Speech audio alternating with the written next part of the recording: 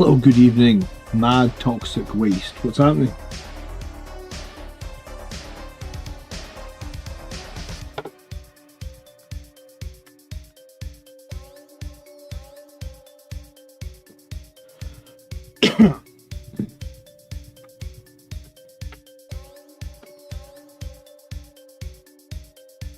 Hello, Alex. Hello, Michael.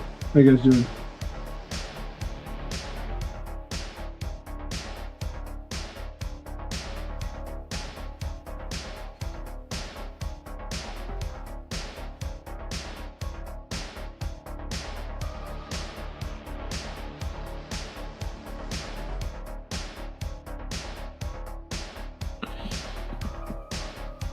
Okay, any other colors I need right now? Maybe brown.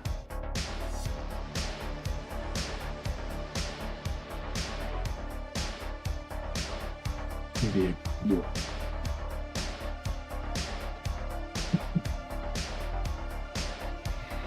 Alright, let's get started.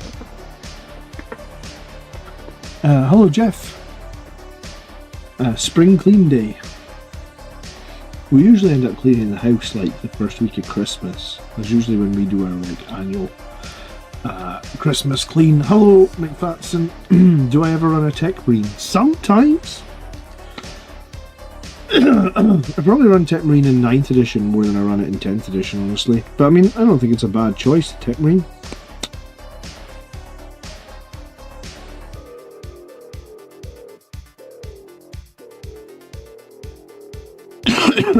Excuse me, +1 to hit. Repair vehicles. Gets extra attacks when your vehicles die. I think it's good. Cheap as well, 55 points. Not many things you can fit in a list for 55 points these days, really, right? Very little, in fact. Like Hedgeman or something, they're 50 points. Jeez. My throat has been bothering me all day. It's been okay. The second I start streaming, it just feels super dry. I can't stop coughing. What the hell? Excuse me.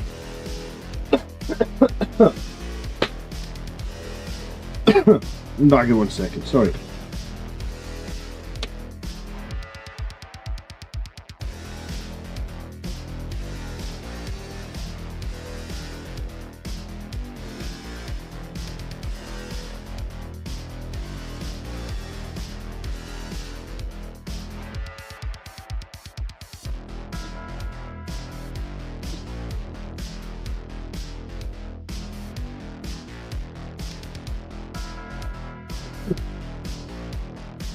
Excuse me. Hello Ryan, how you doing?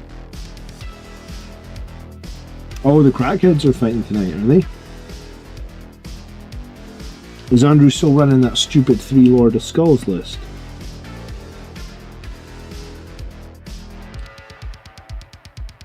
Probably need to play that just to see how it is. I really don't fancy playing against 3 Lords of Skulls. Have you been visited by Grandfather Nurgle? Apparently.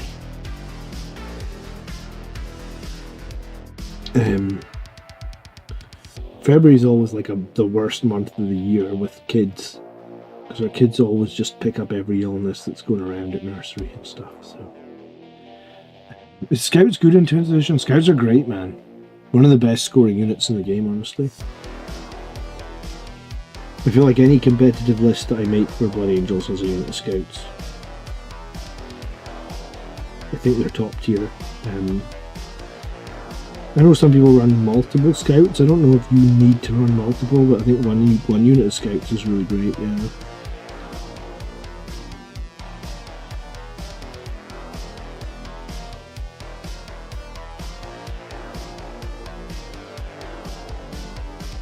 So this is the company champion. I've been using this guy for way too long. I've probably been using him for about a year, and he's not painted.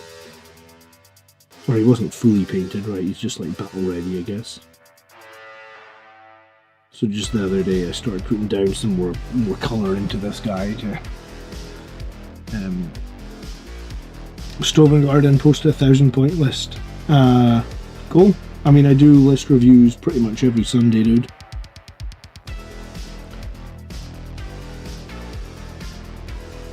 The Sunday show is usually from like 8 UK time through till about 9:30.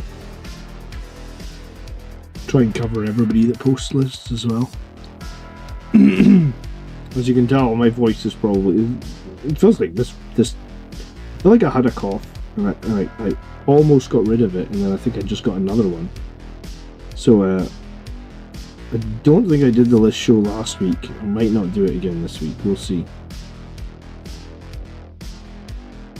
Hopefully my voice is back to... I think on Friday I felt like I was really losing my voice, but it's been okay, but yeah, it's not great.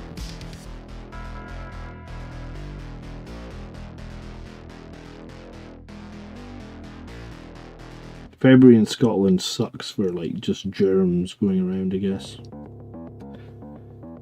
Scouts or infiltrators for 1,000 points. I mean, infiltrators are good in they just shut down any deep strike shenanigans super hard. Like I would take infiltrators just to shut down deep strike, whether it's 1,000 points or 2,000 points. Like, they're just so good. So many armies want to do deep strike shenanigans, and infiltrators just stop all of it. I tried as well. I built a bunch of like 2,000 point lists. I even went to a tournament in 10th edition without infiltrators. Took heavy intercessors and did some other shenanigans, but honestly, after the tournament I was just like, man, I should have just had infiltrators.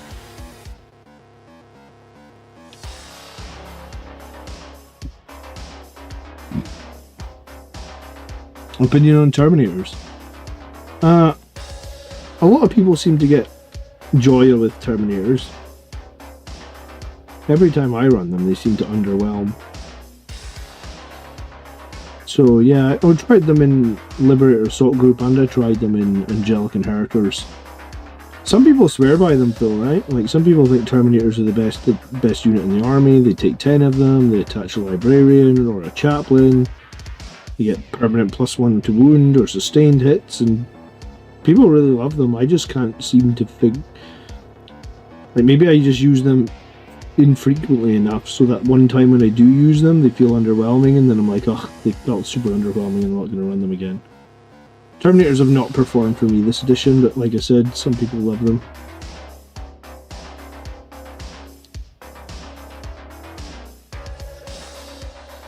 I use Terminators more often in 9th edition, honestly.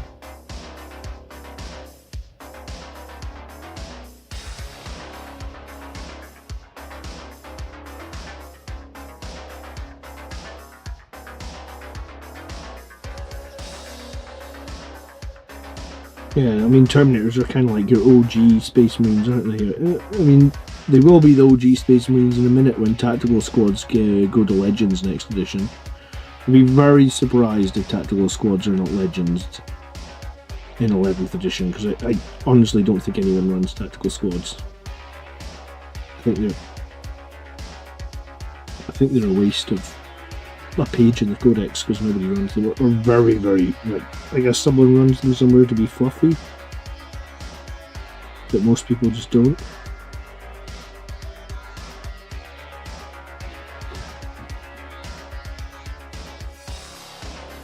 Must admit, I have never run... It's been about 5 editions since I've run Tacticals. I didn't run them in 10th, didn't run them in 9th, didn't run them in 8th. And 7th is going back like 10 years, so I'm not entirely sure, but I'm pretty sure I didn't run them in 7th. So yeah, I don't think I've run Tactical Marines in like 12 years.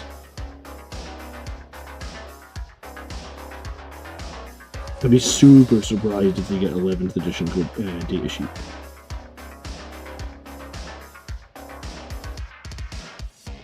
For the like 2 people that are playing them, right?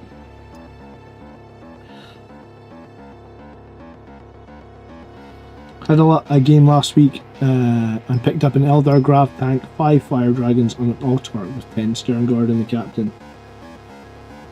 You know, I haven't used the Stern Guard and the Captain yet, but I think it's a pretty cool combo, right?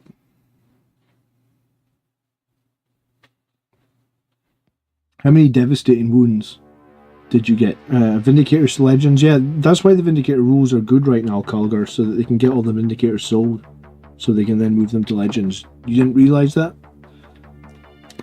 I mean, I'm half joking, but I'm also half serious.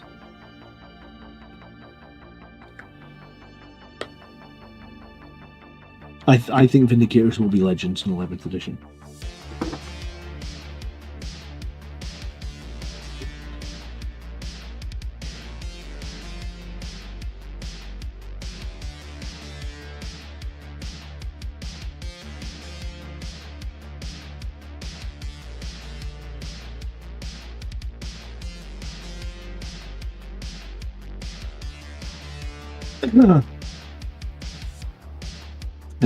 Yeah, Vindicators will go to Legends and Tactical Squads will survive through 11th edition. Ironically, that's the sort of thing that will actually happen.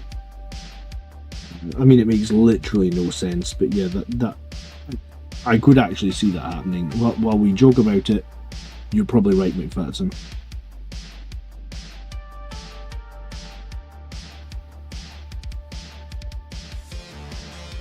I mean, someone somewhere will be happy that the Tactical Squads get to survive another edition, but 99% of us will just be like, what, why? What, why?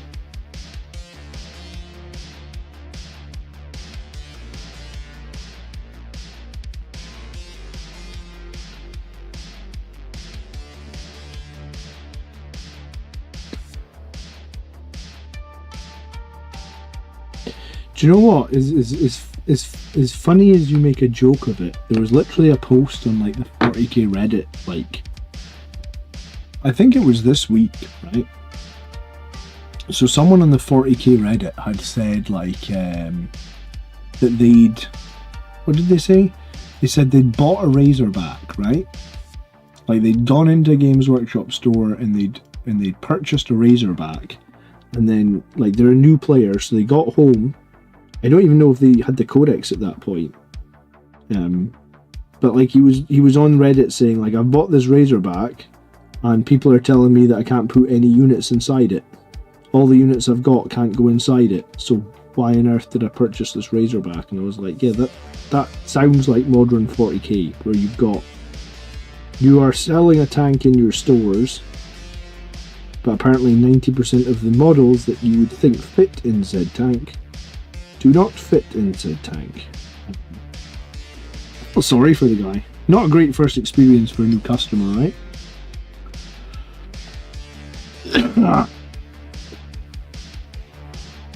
I mean, they can't get rid of rhinos, but Space Marines don't really need rhinos anymore. What do we have that goes inside a rhino?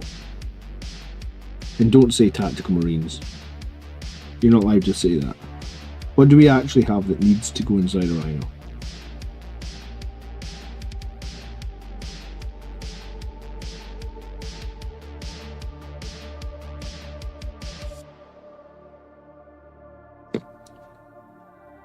Devastators?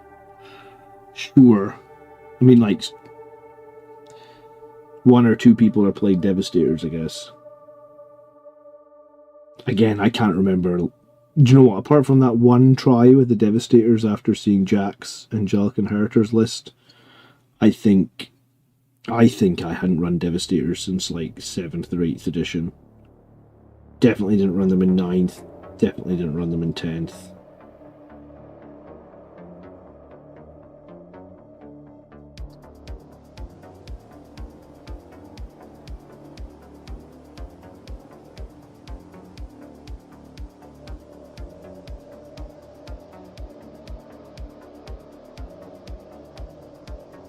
Oh, this bit's gonna be awkward, Pete.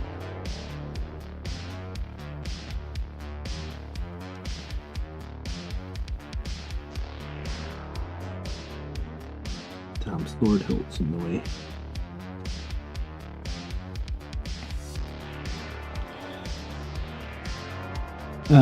Morpar bought 2 Vindicator tanks and found out they can't transport. Well, yeah, I mean, Vindicator tanks don't really need to transport. They just kill everything with their Demolisher cannon, right?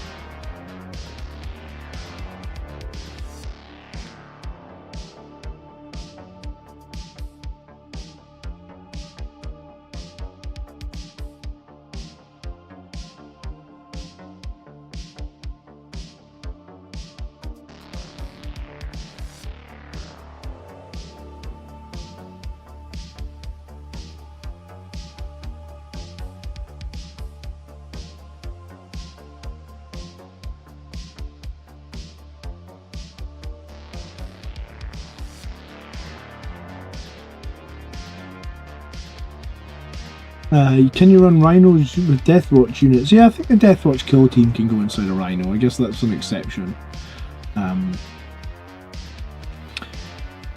Evening Carl, I'm glad that video from yesterday about the bloodless angels definitely hit a nerve with some people.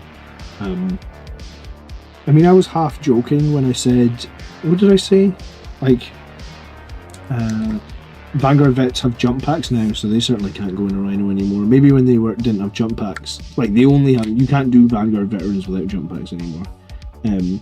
Yeah, yesterday's video definitely hit a nerve with some people. I think, here's the thing, I actually don't I probably didn't do myself any favors because I wrote I was in a rush, right? So I just quickly posted on Reddit, and the title of the post was like, Bloodless Angels is a crime. I was just looking for something snappy to post. I guess it was a little bit clickbait. But I was in a rush to make that post. So I just wrote something that I knew would get clicks, because it sucks to work all week on a video and not get clicks on it, right?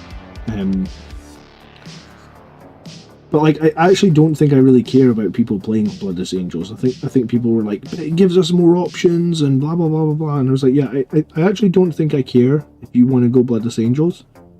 Like, knock yourself out. I'm happy if that's how you're enjoying playing Blood Angels, go for it. Like, I never.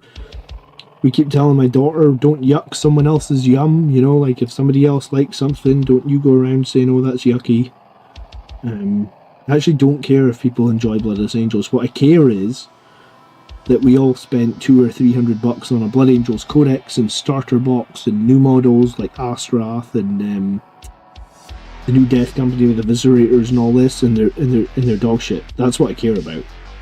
Oh, and the 2 detachments, the Lost Brethren and the other one, Angelic Host, are also dog shit. Like, that's what grinds my gears. That's what I care about. That's why maybe that's why I've been negative about Bloodless Angels. It's like, I don't think these Bloodless Angels should ever be better than the detachments in our codex.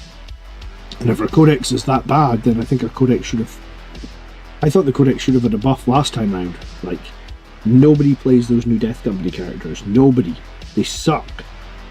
They need to give OC, probably. They need to be more like a chaplain. Nobody plays the Lost Brethren. Nobody plays Angelic Host. Like, people playing Bloodless Angels is fine by me. Our other stuff in the codex that we all spent money being dog shit is not fine by me. Does that make sense? That's kind of where I was with it. But yeah, I mean, controversial videos apparently get lots of views. Or controversial titles get clickbait titles. That's what I got told yesterday, that my title was clickbait. I was like, or my video was clickbait, I guess, maybe.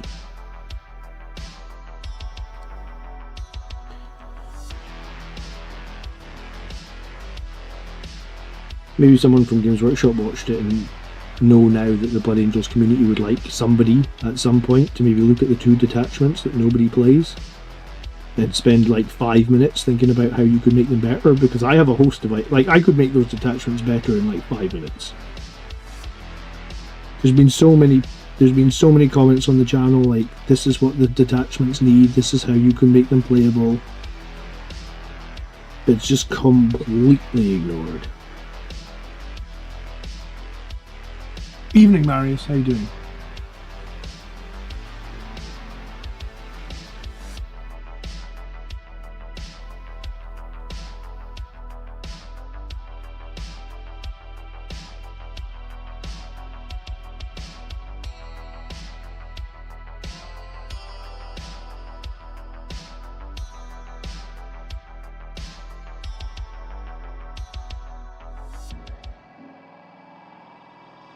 See, like there's lots of rumors at the moment about a balanced data slate. See if the next balanced data slate says Angelic Host, no changes, Brethren of the Lost, no changes, then I think I'm justified to make a video saying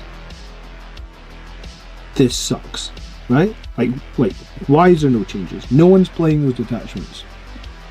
Like, I don't even look at them, they're that bad. If rules were free, the bad feelings wouldn't be there. I don't know. If you're only going to get 3 or 4 detachments and they have to last you 2 years, and 2 of the detachments suck, I think you're allowed to complain about them, whether they're free or not, right?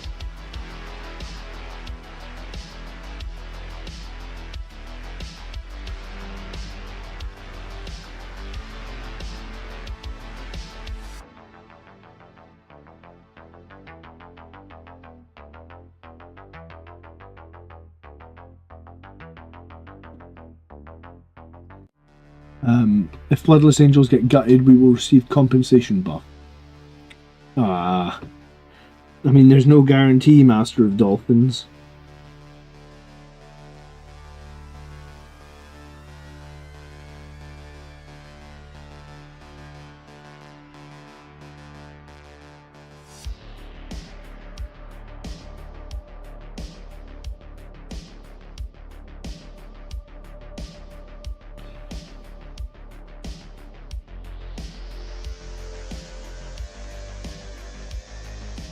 Don't forget the first company detachment being bad too.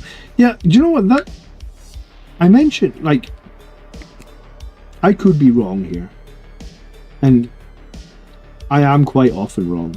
Like, put that at the bottom of the screen as a caption. I am quite often wrong. But do you know what? I'll tell you what I liked it when every 6 months or so they were doing those meta watch articles. And they were saying, like, you know, this book is performing well, or this army is performing well, and these are the win rates. And I liked him talking about it. Like, I liked watching the YouTube videos, you know, like the Meta Watch videos. And then one day they just disappeared. I don't really know why. Like, I keep thinking it's just I've missed them. Like, the Meta Watch videos are still happening, and I've just apparently not seen them. I don't think that's the case. I think they just aren't doing those Meta Watch videos. Now, why is that? Like, because if there was a lot of positive stuff to say about the balance, then surely you would want to make a video about it. So is it the balance is bad and they're struggling to fix it, that they're just not doing the Meta Watch? I don't get it. But I personally really enjoyed, of all the content Games Workshop put out, because they do put out, you know, like Friday night hobby streams, and they do put out occasional battle reports, and they do put out like Warhammer Plus stuff. Of all the content they put out, Meta Watch was the one that I would always watch, and it just disappeared, right? Ask Nick, didn't he host those? Yeah, I mean, he did. He's an Ultramarine, Marius. You should extend it. Ask him where they're at. He's your brother. Evening, Eternal Crusader, how you doing? Alex says, I think Blood Angels community should rewrite the 2 crap detachments and John should just play them on the Wednesday night battle report. I'd love that. That definitely feels like, yeah. That definitely, like, if you're not gonna fix it, we'll just fix it. That'd be funny.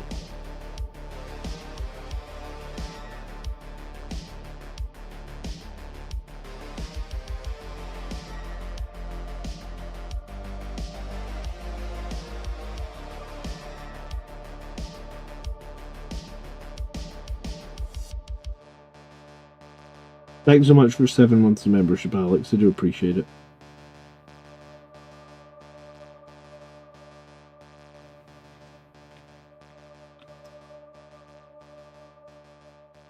I think the Meta Watch videos got a lot of negative feedback from more casual players. Really?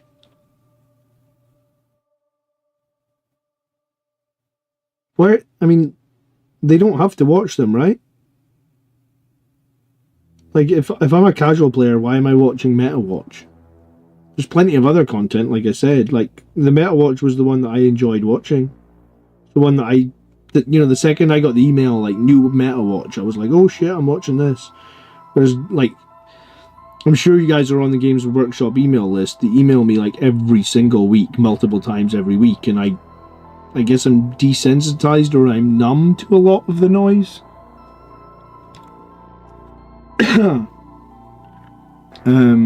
Have I decided about the GT in Grampian. I have not, Marius. Have you decided?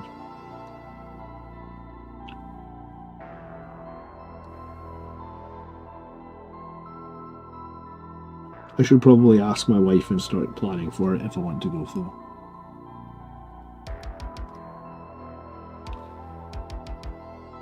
Hello, DeCross. Thank you so much for tuning in. Good evening.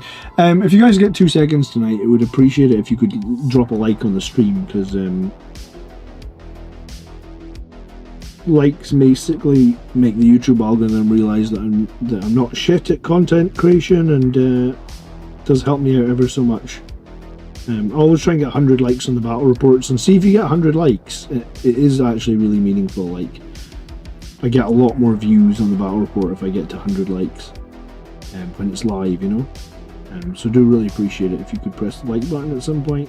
I would love that. Thank you so much. What is this little hanging thing that's on the company champions belt, I guess? Is it like some sort of relic or relical? My voice, I don't know if you can tell, my voice sucks at the moment. Reliquary? I can't say it. My voice has been giving me jet lag for the whole week.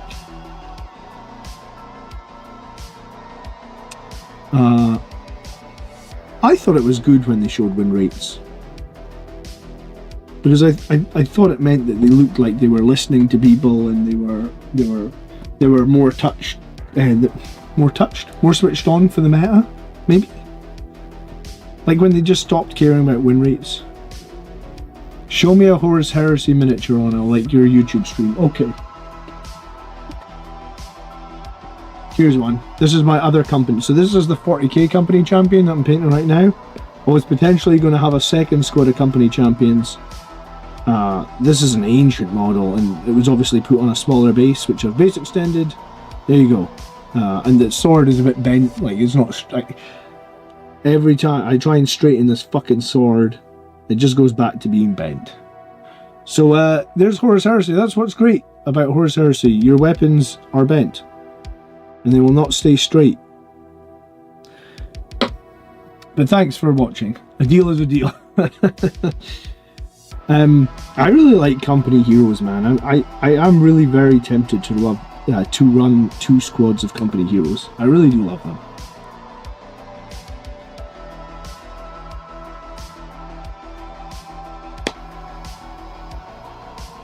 On Fun News, Carl used the grey tide pieces on his dreadnought. Cool, good for you, Carl. I've got a grey tide dreadnought made, I just haven't started painting it yet. Well, I sprayed it red. I don't think that counts as starting painting it. Do you like the new Blood Angels character from Horus Heresy? He looks massively chunky. I worry a little bit about how much gold trim he has on him, and how long that will take me to paint. I do like him. He's not a Terminator, right? He's just like a regular guy, but he's a bit chunky.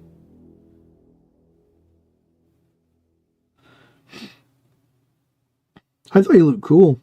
I haven't bought any Horus Heresy models for maybe like a year, but it's probably just because my 40k backlog is so big. And I'm actually quite good at not buying. Like, if I've got a big backlog, I'm quite good at not adding to it, if that makes sense. And I do have a serious backlog. I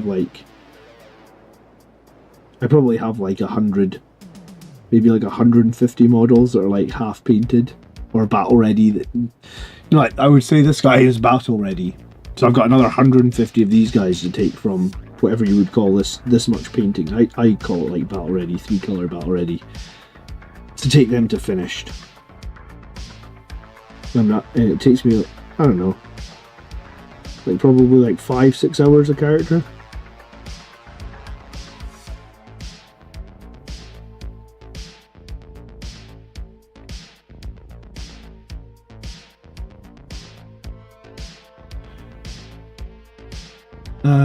Any advice? Hello, Cotton. Good evening. Any advice for playing a tank heavy guardless? Hide. Use the terrain.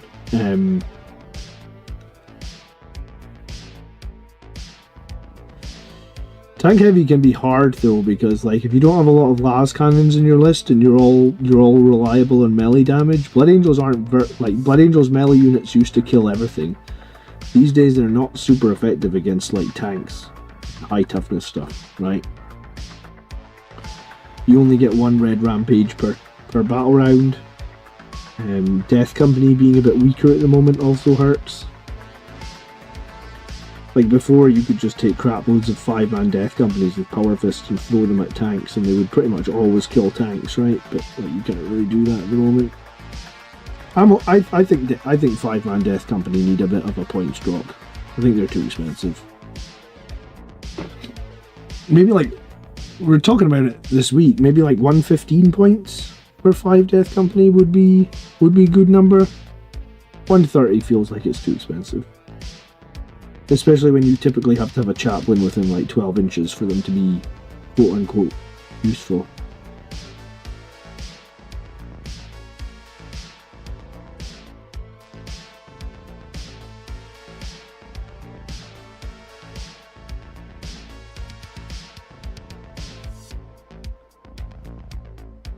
How do I feel about Mephiston? I think he's good. I like him in Angelic Inheritors. I like him in Angelic Inheritors a lot more than I like him in Liberator Assault Group, I must admit. So I think just the reroll reliability in Inheritors is really strong on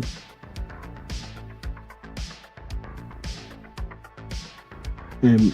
Ironically, I do not have him in my Angelic Inheritors list, but I do think he is good in Angelic Inheritors.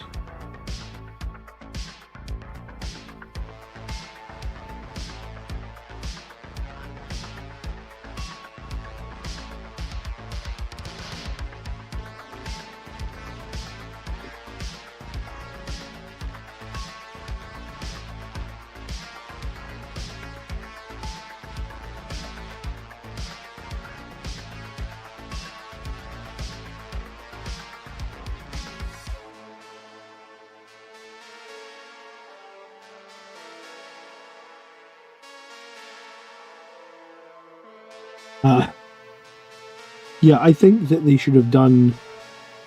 I think for the Lost Brethren, they should have definitely made Death Company units have OC by default, and or allowed the enhancements to go on chaplains.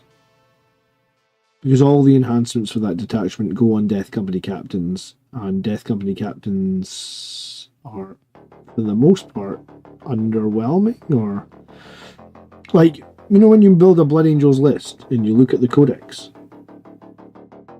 Death Company captains are never even in the conversation, right? Like for any of the detachments, not even just like for the Death Company detachment, just like none of the detachments. So how long's our codex been out? I've never seen anyone run one of those new Death Company captains. Not once. Not once. I've been to tournaments with other Blood Angels players. I've been, you know, we get a lot of army lists sent to the channel every week. Like, it's just not a thing. Nobody plays those Death Company captains.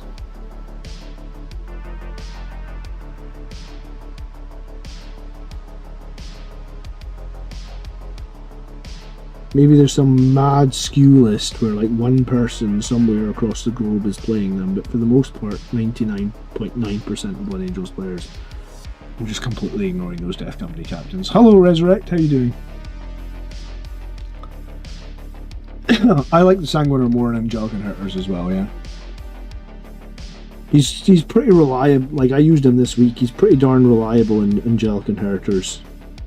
If you're able to jump in on the right targets. Like this week I just jumped in and just instantly precisioned this character out of his squad. So it's like, oh, you've got that special character leading your squad that's going to help you do a bunch of damage against me? No, you don't, because I just fight first and I just precision out your character. And that was actually against like quite a strong demon character that had like 5 wounds, and I still just instantly managed to precision him out, right? I like that. I think the Sanguiner is very useful in Inheritors.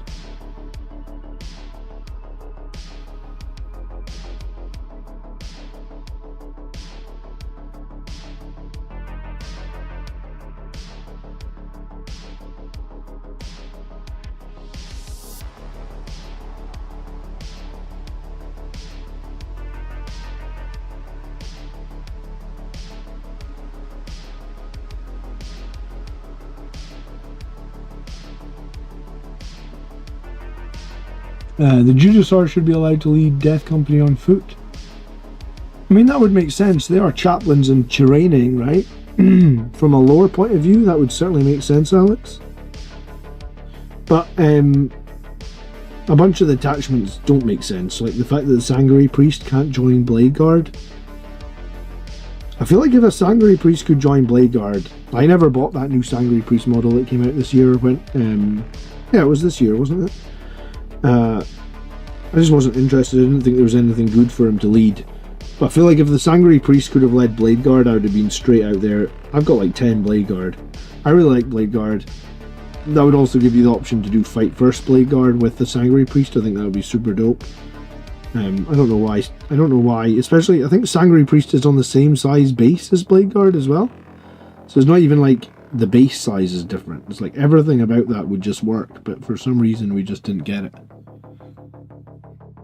I still can't decide if I like Liberator Assault Group or Angelic Inheritors better, says Stahalikin.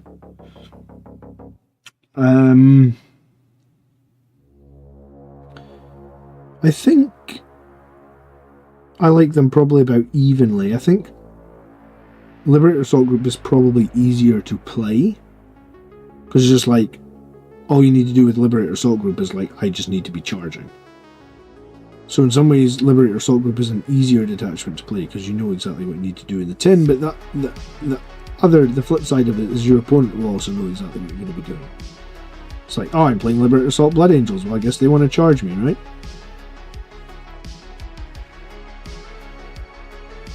I mean, not that Angelic Inheritors don't want to charge you, I just think that they've got a few more tricksy things they might be wanting to do.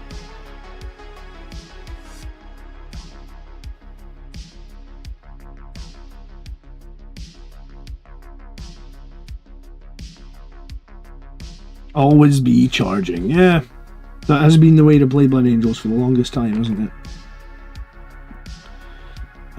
I'm trying Assault Centurions. I mean, Assault Centurions are they're super dope. If you can get them to fight monsters and vehicles, and you can get them into range. They are insanely slow, even with advance and charge. So if you can figure out how to deal with their movement problems, and of which they have lots, then I think they're great. But they are like 4 inches is tragically slow. I'm going to be back in just 1 second.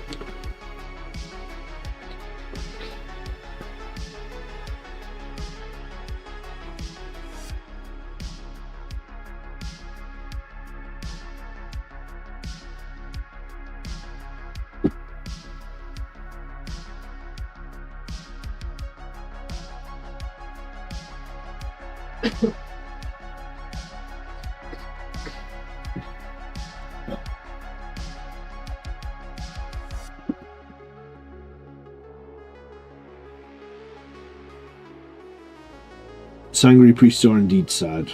They should really have been allowed to join. I feel like they should have really been allowed to join Blade Guard. That would have been so cool.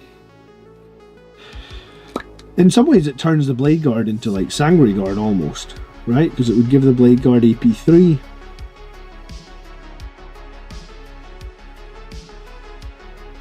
Give the Blade Guard a little bit more durability, like the Sangari Guard have. I mean, they'd still be on foot, so they still need a transport or something, I don't know. It's a pity, because I think Blade Guard are like the only Primaris I mean, I guess you could argue that Aggressors are a Primaris melee unit. But Aggressors are like kind of different, right? They're like Gravis and they're slow.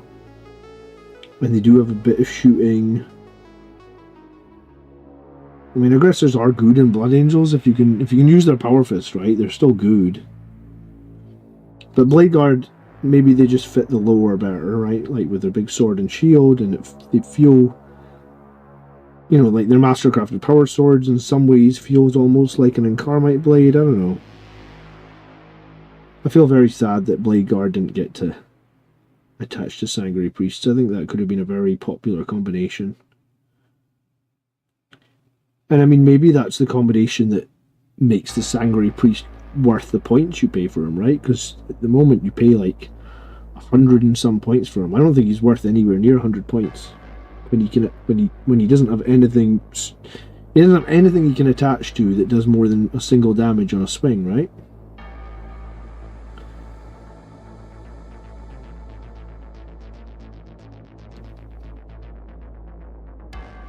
Evening, Mike. How you doing? Are you still painting 4 impulsors at the moment? Or have you managed to get some of those impulsors finished off?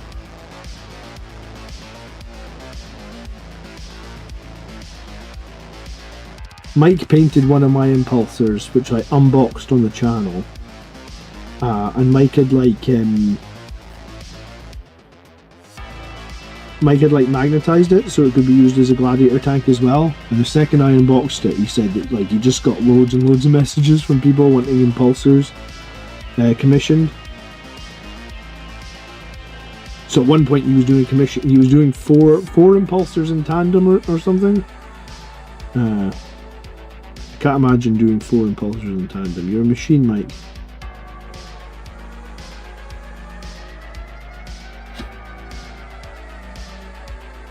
The Sanguinary Priest, in my opinion, needs to be cheaper than a captain. There's no way I'm never taking him over a captain.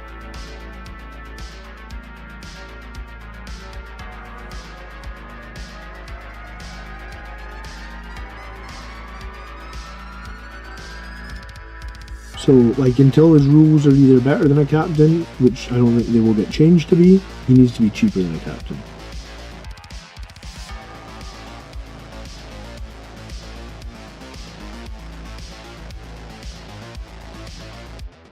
I tried Eliminators with the Globos Librarian and Angelic Inheritors, Todd.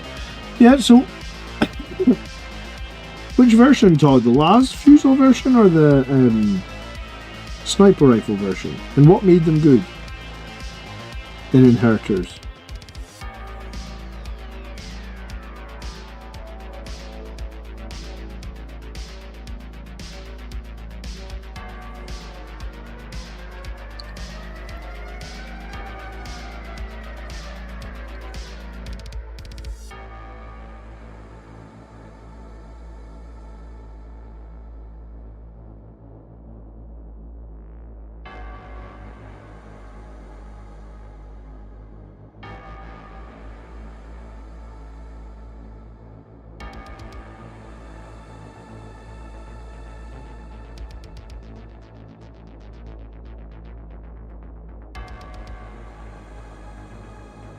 Anyone wants to do more impulsors or gladiators, you're charging double.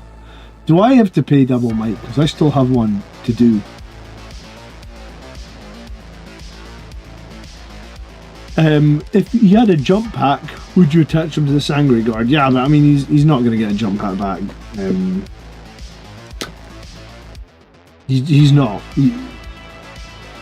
The Sangre Priest on foot is the model that we got this edition, and that's what he is. He's not going to get a jump pack back. Should I replace Terminators on my list with 6 Blade Guard? I suppose it depends on how you want to run the Blade Guard.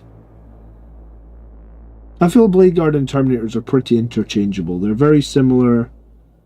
While the Terminators have a little bit more survivability, the Blade Guard have some more utility, potentially, I think. I don't think you're wrong for taking either one. I think you can probably field either one. It's up to you.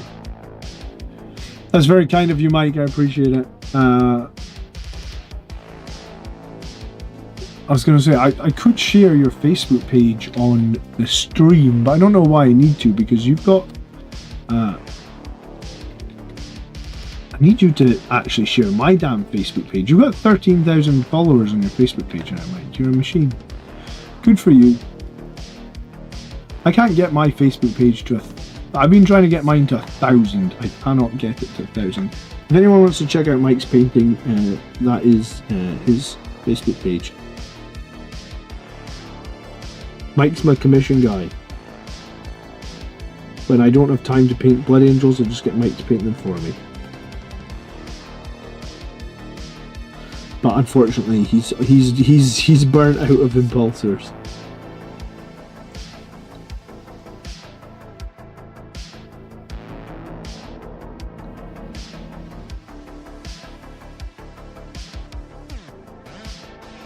They're quite a meta pick, though. I think Impulsors going forward will be good for a few editions. 12,500 of my followers are bots, and they're all from India. Fair enough, I guess.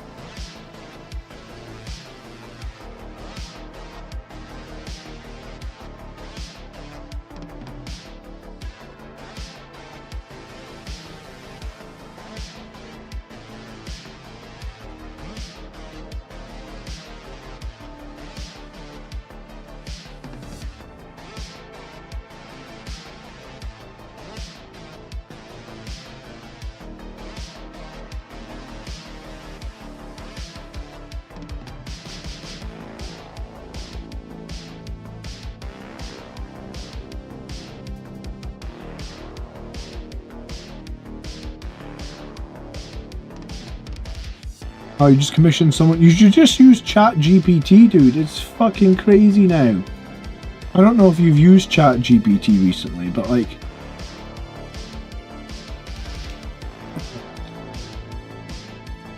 I honestly can't believe how insane Chat GPT is these days, right?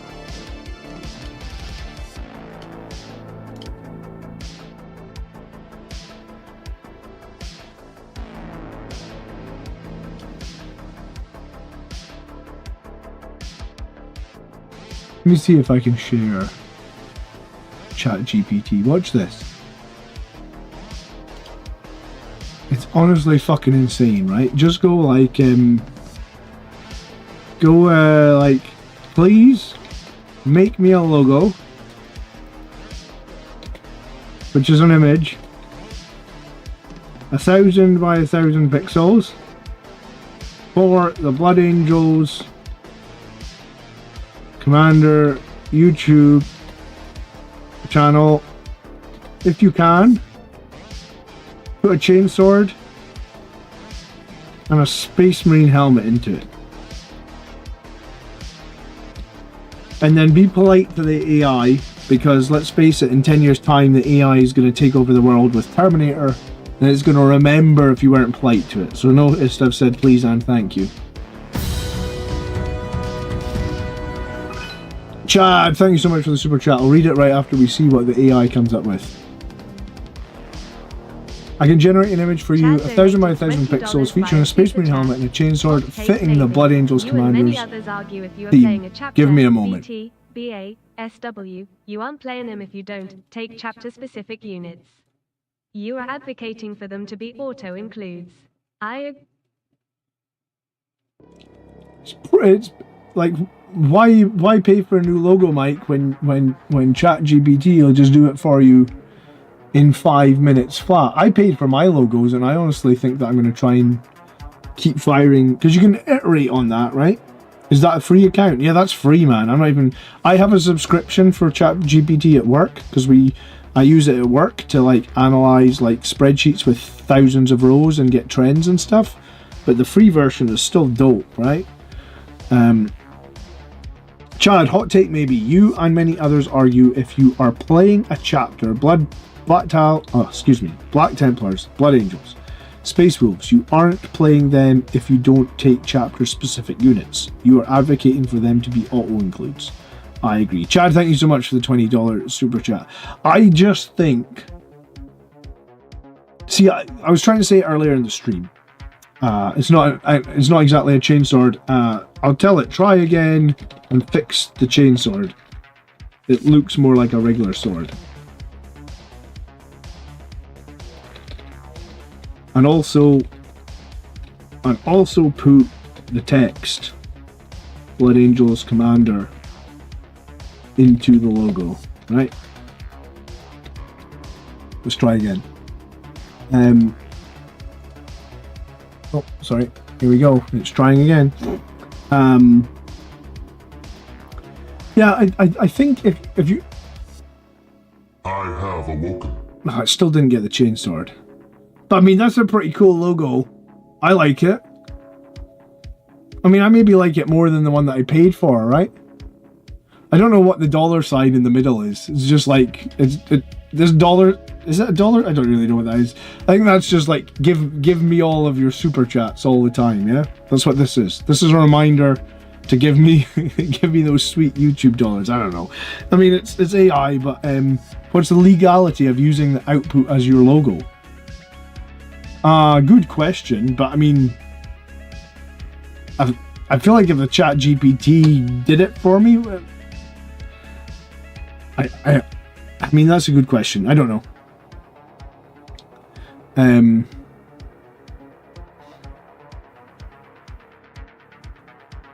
Yeah, I think but yeah, Chatty, like, I don't know if I would pay for a new logo at this point, because I think the logo that I've got on the channel, I paid like $50 for it. I don't think it was, no offense to the artist that made it, but maybe maybe I'm a hard person to please.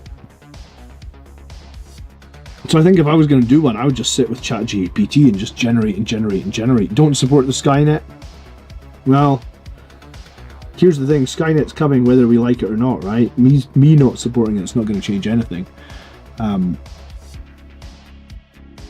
Logo, well, I suppose logo does, Mike says 33 months. Using it takes money away from other artists. Yeah, well, you can tell it's AI though, right? Like, but I guess if you were completely broke and you couldn't afford an artist, then I guess it's a good alternative. It's crazy what AI is doing these days. You're paying $100 for your logo. Oh wow, okay. I liked your logo. I've got a sticker of it just off stream here actually. I liked it when you used to send stickers with all your commissions, Mike. Yeah, Chad, I think Bloodless Angels is totally fine, right? Like, I think if that's how you are enjoying playing Blood Angels, I'm actually totally cool with it. What I'm not totally cool with is having detachments in our codex that are bad and are completely ignored. I think that was more my, you know, the thumbnail I made where I'm like this. Like, I know that's going to get clicks because, let's face it, YouTube is a platform. People like drama. People want to give their opinions on drama. I usually make happy videos, or I usually make positive videos, and positive videos don't always get a lot of views. That's fine. You know, that's just the way of it. The drama videos get more views, so I guess throwing some attention to Bloodless Angels negatively is maybe the wrong way of, maybe it was the wrong way of me approaching it. But I think my point is, or the point I wanted to make was, like, I would really like it if the detachments that were completely ignored last balance data slate don't get completely ignored again this balance data slate. But I guess we'll see, right? I have a horrible feeling that they will be.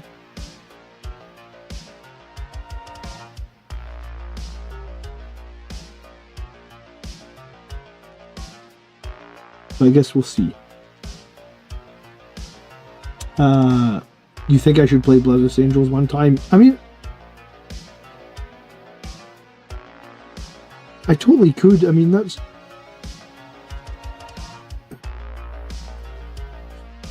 I'm trying to build a strong Angelic Inheritors list. That's what I'm doing. Maybe after Angelic Inheritors I'll play Bloodless Angels, but I don't really...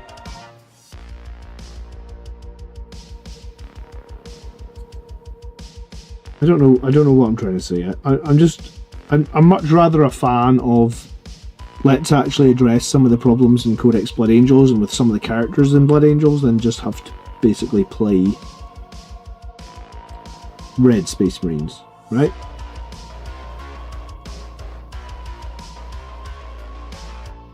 Because there is problems in the Blood Angels, like the Blood Angels Codex has problems, and yes, there are many, and we should get those fixed.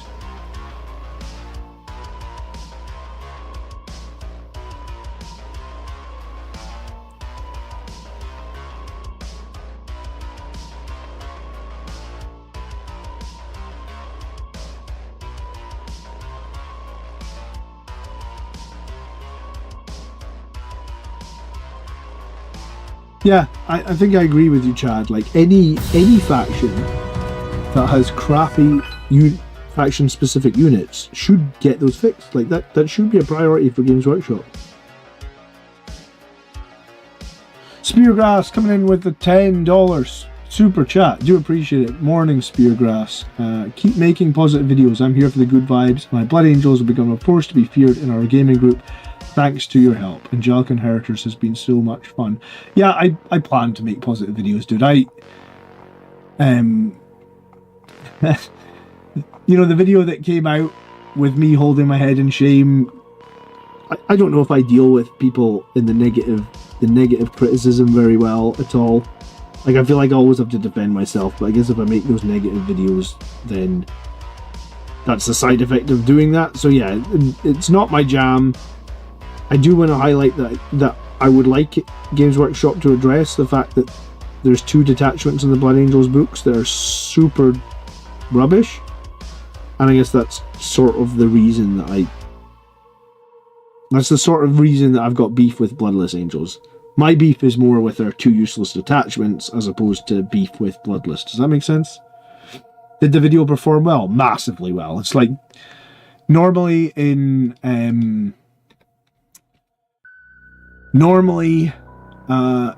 the first day, my best video in the last 6 months did like 3,800 views.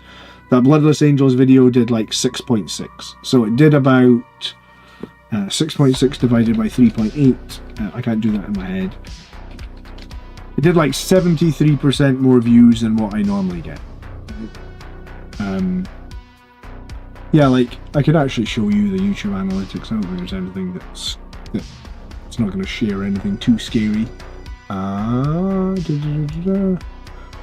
Yeah, like, this little band here, this like grey band here, this is where my videos normally trend between. So they normally trend after 1 day 7 hours, somewhere between 2.6 and 3.3k views.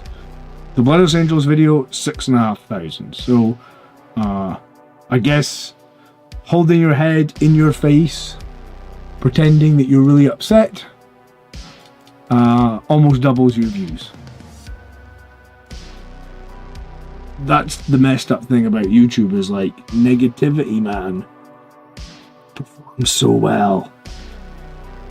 Do you know where to send lists for a review show on Sunday? You just put them in the comment section, dude. Basically in any of my videos ever, you just put your list in the comment section. Just like the export that the Warhammer app will give you. You know, like, 2,000 points, these are the list of units. Just put it in the comment section and say, please, can you get this on the army review show? That's all it works. Clickbait works, unfortunately. Yeah. Massively, apparently.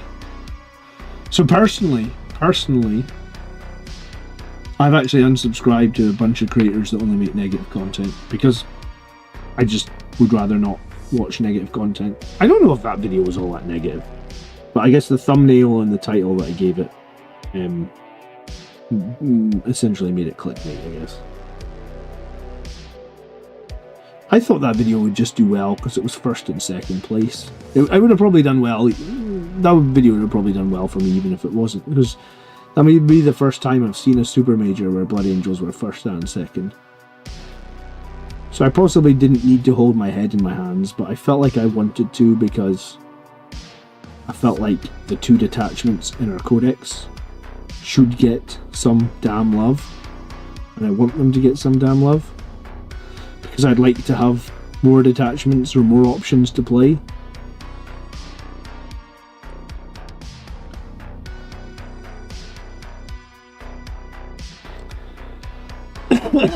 Excuse me. Hello, Ice. Good evening. How are you, dude?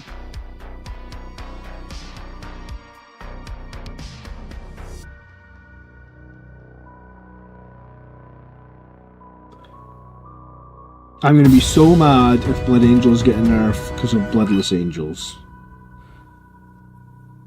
Yeah, I mean, I'll be mad about that too as well.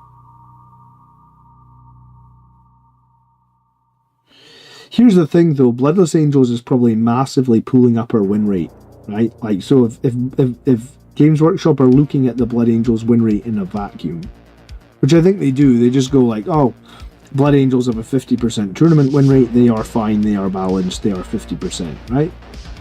If a shitload of people are Bloodless Angels, then that can totally skew with things, right? So I think that has to be considered as well. This discussion is the exact reason that Codex books need to be digital only, or Rose points need to be updated at least every 6 months. I think it would be better if they made Codex books more rules only.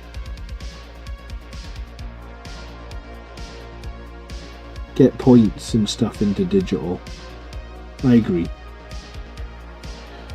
I think I would still buy the new Codex and stuff if the points in that were just digitally and more commonly updated.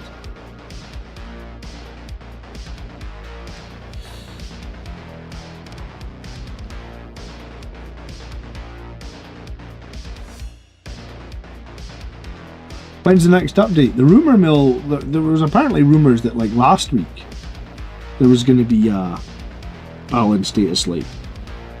So I assume it's soon, like very, very soon.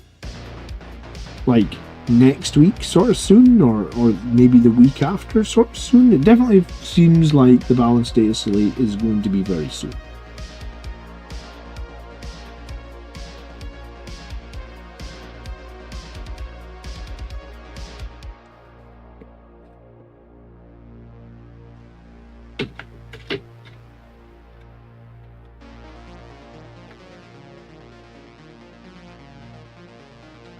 Add the people that play the other chapters. They're willing to drop their detachment and play lag plus the new oath.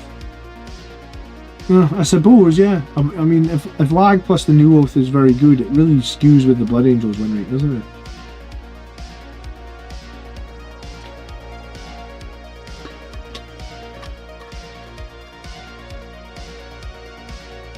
Sup, Dracula? How you doing? Yeah, it's such a weird one. I don't know.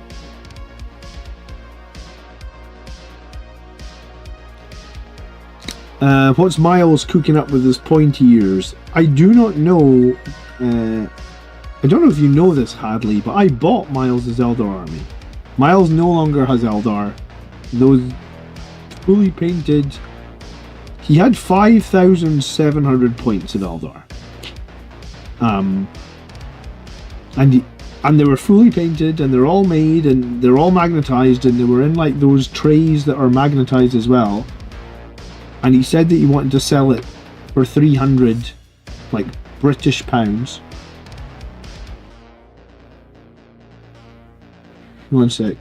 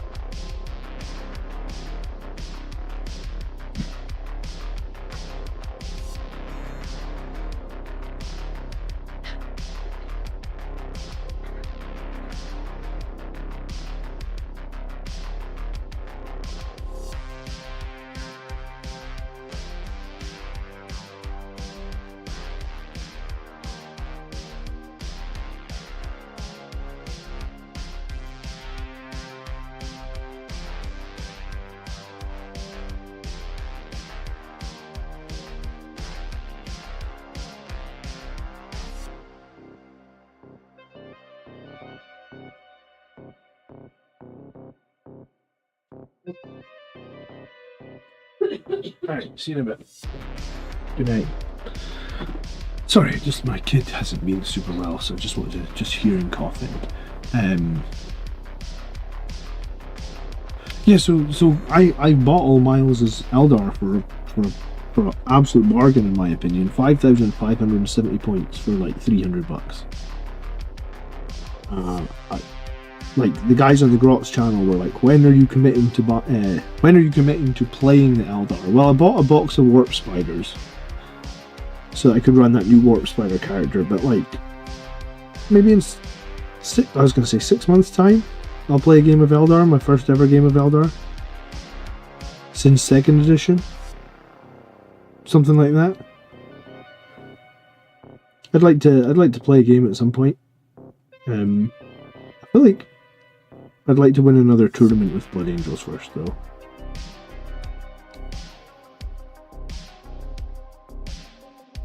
I guess I'm always trying to win tournaments with Blood Angels. What are you cooking up? I have no idea what I'm cooking up. I mean, I've read the Eldar Codex one time, and I've looked at some combos, and I think I know what detachment I would play. I think I'd play Aspect Host. So I think I have to double check what models I have and build an Aspect Host.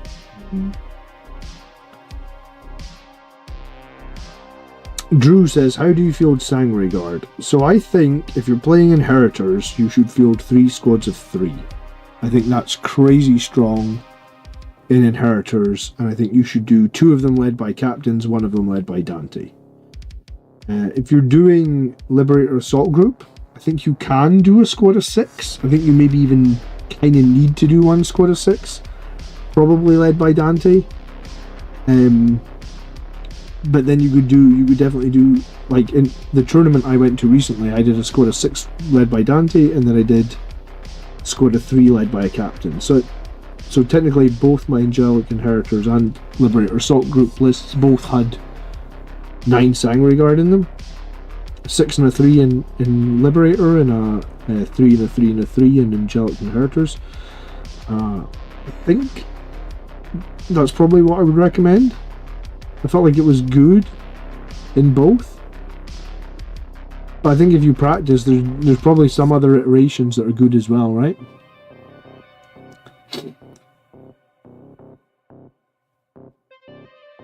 Warlord traits and relics are essentially enhancements, dude. Back in previous edition, there was like enhancements. Sorry, there was relics that could be given to a number of different characters, and there was warlord traits that could only be given to your warlord.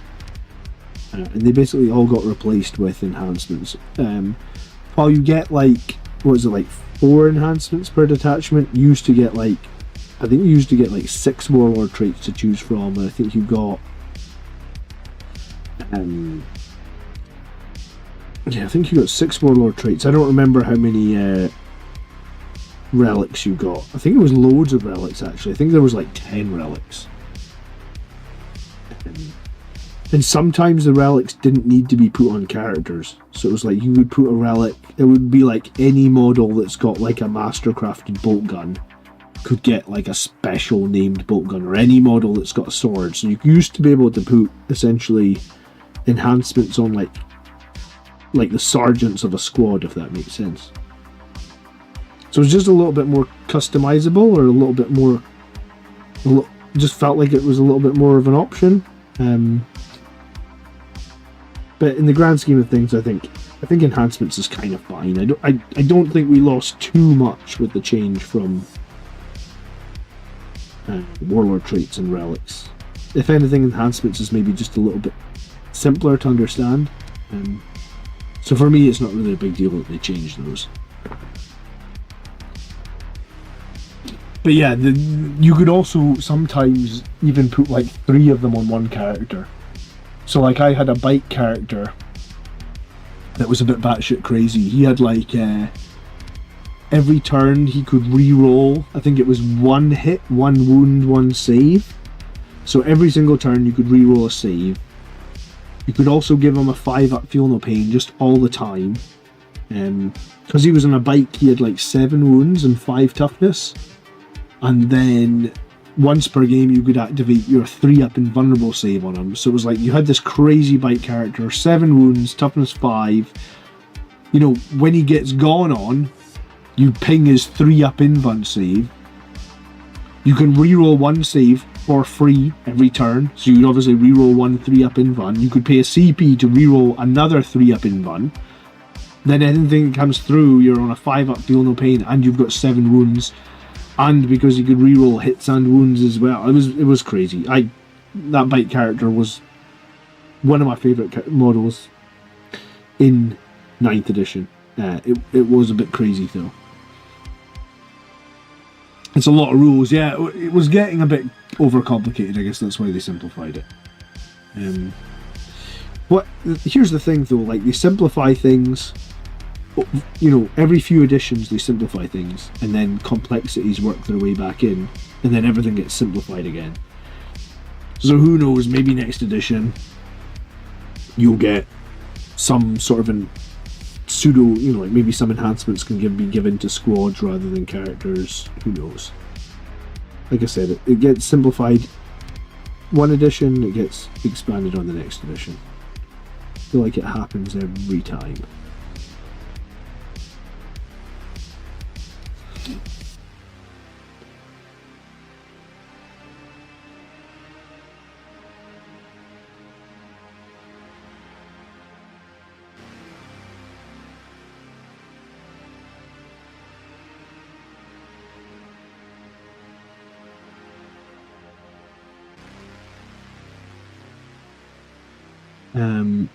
Black Templars had that 9th edition mini relics that we could put on sergeants and stuff. The upgrade bits were based on that. Oh yeah, I remember that.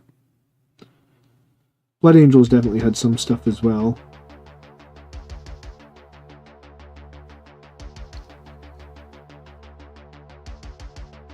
It was kind of fun. I honestly think I prefer 10th edition to 9th edition. That might be an unpopular thing to say because I know a lot of people love 9th edition. But there was a lot of problems in competitive play in 9th edition, especially around some faction. Like every faction had their own secondaries in 9th edition, and because of that, some factions just always did really, really well because their secondaries were a little bit overtuned. Cough cough Necrons. Knights. Like, Knight players scored 100 points in so many fucking games, so did Necrons. Just because their secondaries were so easy for them to score, I feel like. So I think the one thing I do like about 10th edition is that is gone, right? Whereas most people just play tactical all the time now as opposed to fixed. Like very, very rarely do you ever run into someone playing fixed now. I mean, you can play fixed, you just don't really see it, right? Any of you guys in chat play fixed at all?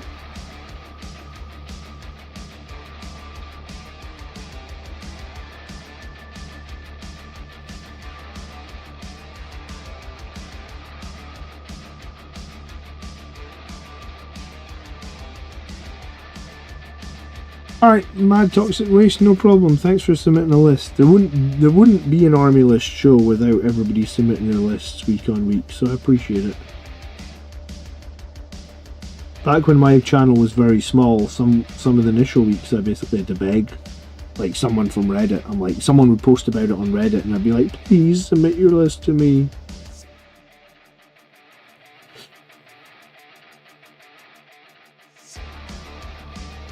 I actually kind of like this character. I'm going to be really glad when he's got a bit, you know, like when he feels a little bit more finished.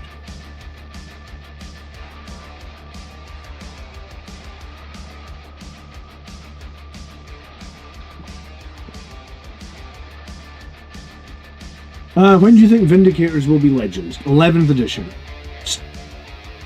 I would be super surprised if... I'm of the opinion that nothing Firstborn is surviving into 11th edition, honestly. Like, I don't know what sense it makes to keep any of that Firstborn stuff. I think it's all going to be legends. I mean, if you look at what's getting legends for other factions, you know, like, other factions are getting huge swaths of models legends. Like, I really do think that there's a very good chance that everything's being legends.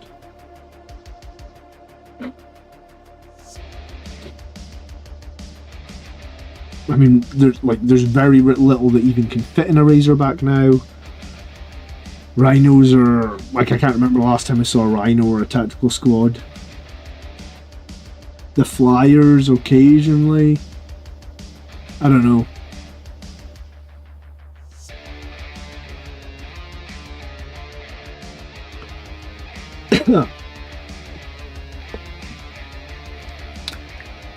Do you think we'll get a Primaris version of the Vindicator? Probably. because the gladiator tanks are underwhelming. The repulsors are kind of underwhelming. When was the last Primaris tank? So, like, I guess the last thing that would have been released would have been the Storm Speeder, right? I made a video about that Storm Speeder when it first came out, so I can probably quickly search that.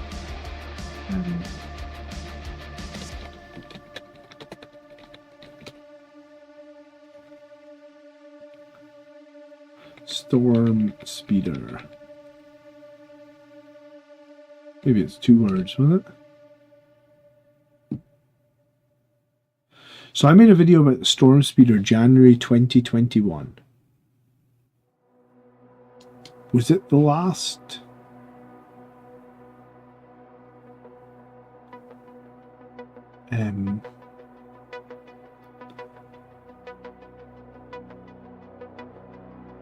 You know, was it the last new Primaris tank? I mean, I know it's a flyer, but like, it's kind of a tank. What's the best way to use Centurions? Which type? Melee or shooting Centurions? What are we talking about here?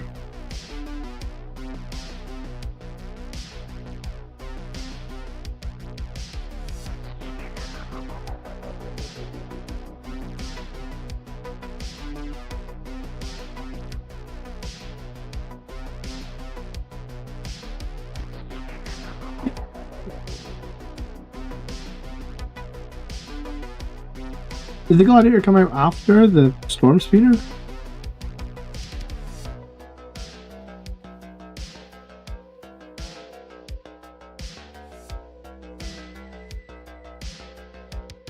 you know what, that's a very good point. The 9th edition Space Marine Codex. I literally have it right here. So this was 9th edition.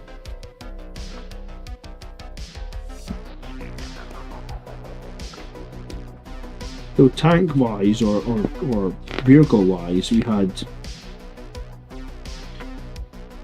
obviously had Redemptors.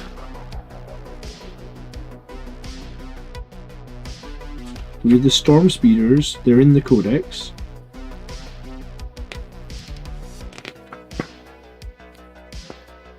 We had the Gladiators in the Codex.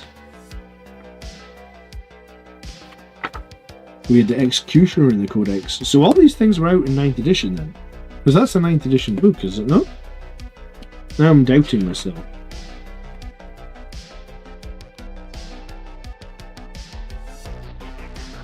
Yeah. Published 2020.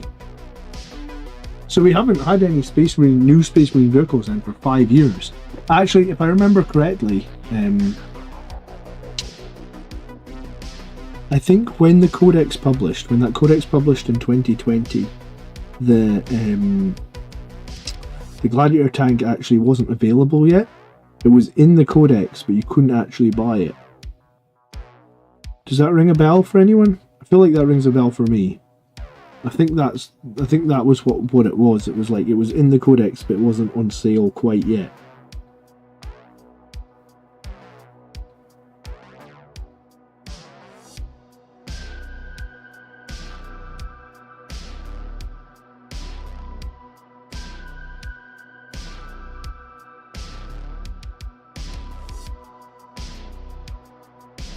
Sanguinius is indeed dead. He will most probably not ever be coming back to 40k. Unless they retcon everything, because, I mean, they do occasionally do retcons.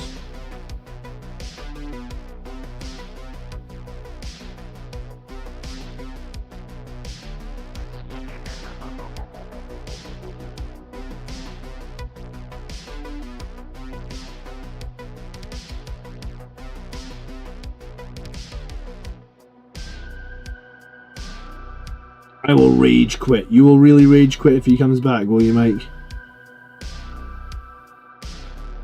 What if he comes back and he's got like the best rules that Blood Angels have ever seen? Like what if he comes back and he makes Booty Gilliman look like a chump? Are you still rage quitting then?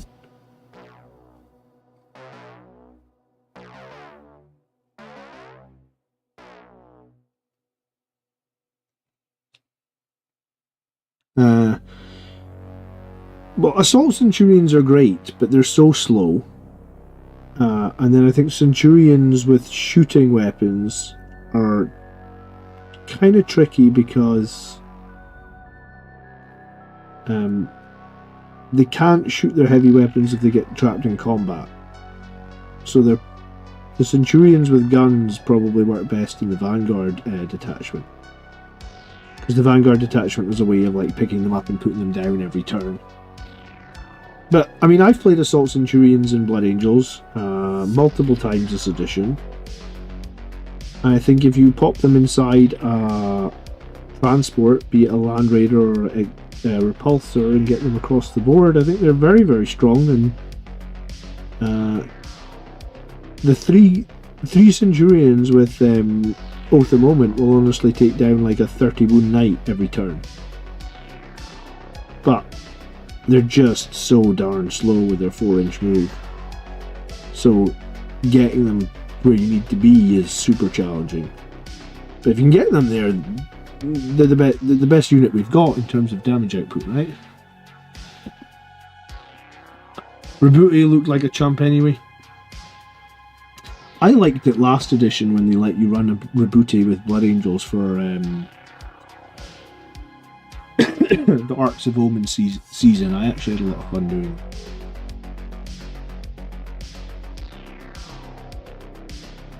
He was actually really, really good as a Blood Angels leader in Arcs of Omen, right? I think they missed the chance to make the Sanguinor the Demi-Primarch. They should have done that this edition with his refresh. By not doing it now, it makes me feel like they're never going to do it.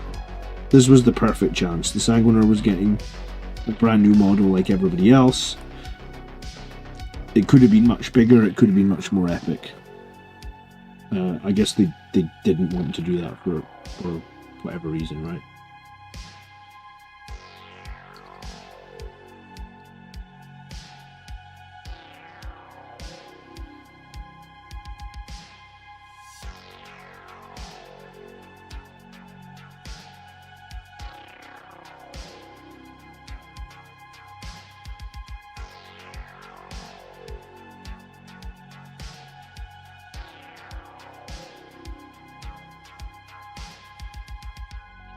What are you guys all painting tonight anyway? What's happening? Like, surely it's not just me painting.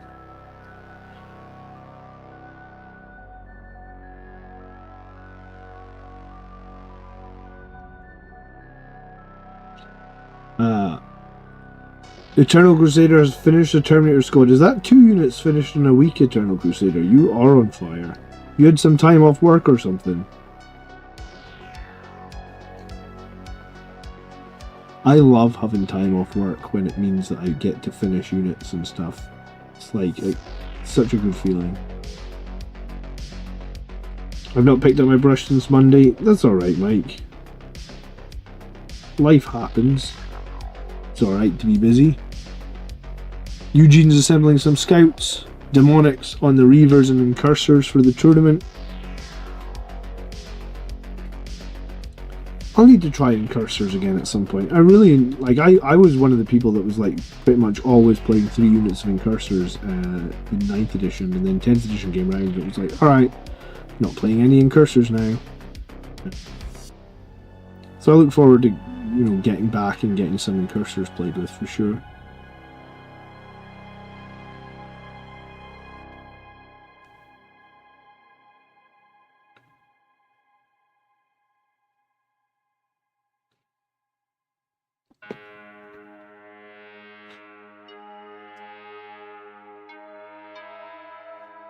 Anthony's got some Eradicators to get started on. Robert's also doing Terminators. If there's snow and ice to paint because there's no bolt gun across the chest. Yeah, this guy's got a giant fucking sword across the chest. How annoying, huh?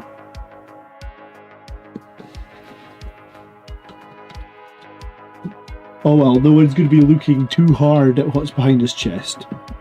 Bearded Coyote. No painting today, working on a 59 Ford truck as well. When you say I don't know very much about Ford trucks. When you say 59, I assume you don't mean one from 1959, right? Or do you?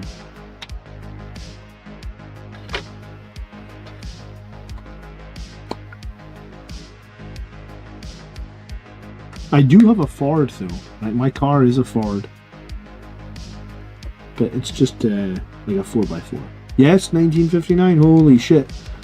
So how much is that worth? If it's running and it's in good condition, I assume it's worth a fuckload, right?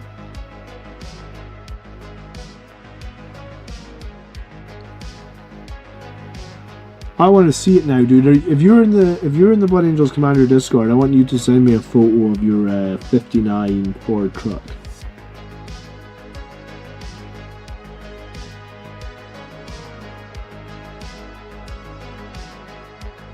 I've always wanted like a classic car. It's just that I've never really been able to afford it, right? What should I paint next? Deathwing Knights or Lightning Claw Terminators? I think the Lightning Claw Terminators are overrated, man, so I would paint your Deathwing Knights. Or do what Mike says, paint something red, yeah. Yeah, red, man. Get that red out.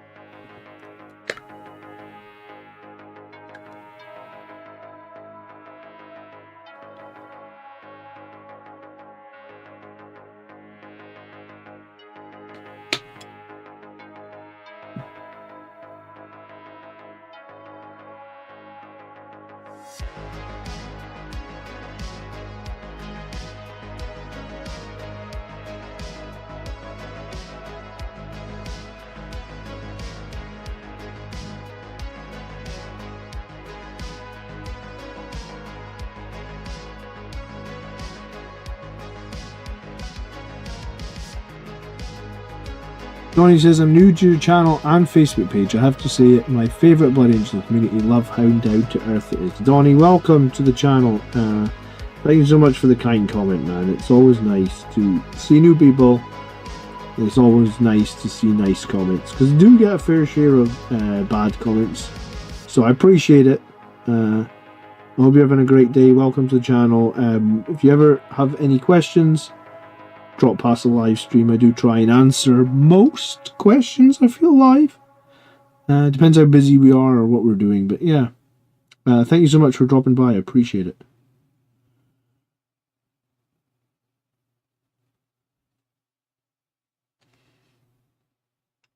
Who could have anything bad to say? Oh, people were mad about my video this week, Mike, with my face in my hands, about Bloodless Angels.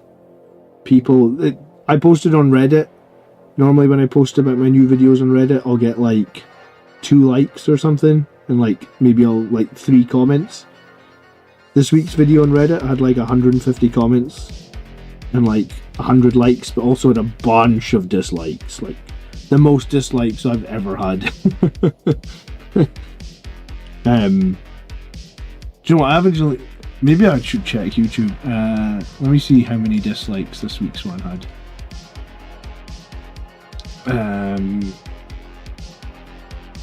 Oh, do you know what? The video itself only had 2 dislikes. 405 likes, 2 dislikes. But the Reddit thread had a fuckload of dislikes. Maybe people wrote a nasty comment in Reddit and then never watched the video. Probably what happened, right? Do you look for bad comments or you just happen to see them? You just see them, man. It's probably that thing in life where, like, you probably go about your day, every day, being polite and kind to people, and then for some reason at some point in your day someone's an asshole to you. It seems unjustified, but when you get home in the evening, you remember the 11. You don't remember the 11 people that were nice to you that day. You just remember the one person that was like, "You fucking suck." So yeah, it's just that's what you see. How do you become a green name? Yes, there's a big join button underneath the video where it says the description and stuff. There's a join button. I believe it costs $4.99 a month, and you become a green name. You get access to extra emotes, you get access to a members only Discord channel. I probably don't promote it as much as I should, but I guess I'm a content creator that also has a day job, so it's not like I need to ask all the time for people to subscribe and stuff. I really appreciate of what I get, but I guess I'm unlucky. I was going to say I'm lucky that I've got a day job. Doesn't feel lucky when I have to get up at 8 o'clock, or I leave my house at 8 o'clock. It doesn't feel lucky when I have to get up at 7 o'clock every day to go to my day job. But I guess I should. you know what I'm trying to say. I don't always remember to ask, but yeah, become a channel member. I'd appreciate it. Good evening, Aradine. How you doing? Evening, Vintage Flanker. Don't dislikes boost YouTube just as much as likes? Probably because everybody likes to get in on the drama, right? Thanks, Stu. I appreciate that. Also, you can turn on. Oh yeah, you can turn.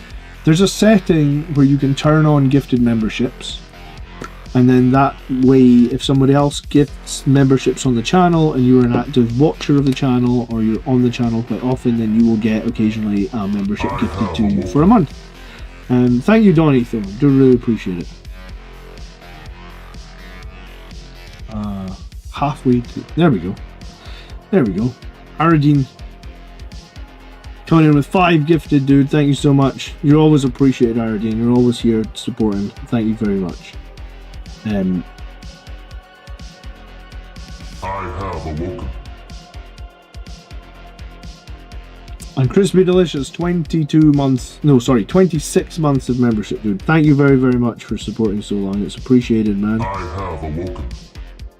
The thing that sometimes gets me, though, is does anyone else have this? Like, since COVID, my perception of time is it just feels like it's shit. I have awoken. Like, sometimes we see these ones where it's like, Crispy Delicious, membership for 26 months. And I don't know what it is. It's like, I just feel like my perception of how long time ever since COVID is all messed up. Someone said to me that, because, like, so COVID was 2020, and I think we went back to, like, most people went back to their office towards the end of 2021. So I think, like, our office, like, for my day job, we went back like skeleton crew. I think it was like October 2021. So when you went into the office in October 2021, you know, like, there's like 30 people that work out my office. There was like me and a couple other managers that were there. And over time, like, more and more staff started coming back. And then we were just talking about it the other day, and it was like, so how long have we been back to the office from COVID? And someone was like, oh, we've been back like almost 4 years now. And I was like, what? It's been like 4 years that we've been back? And I was like, I don't know, my perception of time, it's just like, with COVID here in the UK anyway, you were just stuck in your house for 18 months. And like, it was actually illegal. Like, it was against the law to go out more than once a day. You were allowed to go out once a day for a walk, but the rest of the time you, like, here, bottom line, guys, I went for 2 walks a day. I am hardcore, you know, breaking the law. But the law was, you could only go out once a day. So I'm curious, what unit model is on your wish list to add to the army? Good question, Donnie. I don't know if I have anything on my wish list now. I bought the new Sangre Guard set that came out. I bought the new Death Company set that came out. Both of those, I bought all the new characters except the Sangre Priest, because I don't think the Sangre Priest is very competitive, so I just didn't buy him. But I think I bought all the other new Blood Angel stuff. So I'm not entirely sure if there's anything that's quote-unquote on my wish list, because I think I got everything.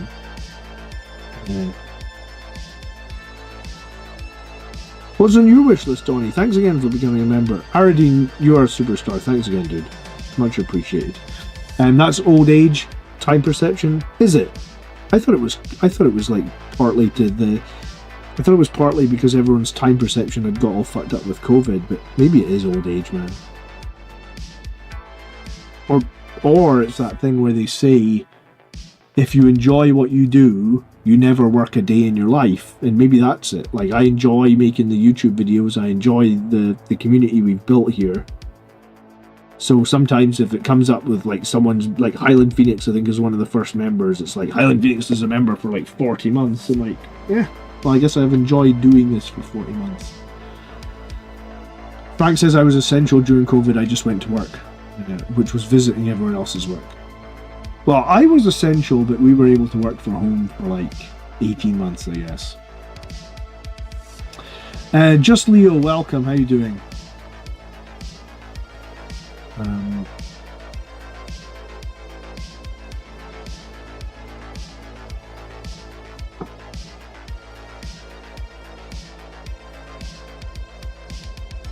I do not want to ever experience another COVID in my lifetime. Jesus. That was the worst, right?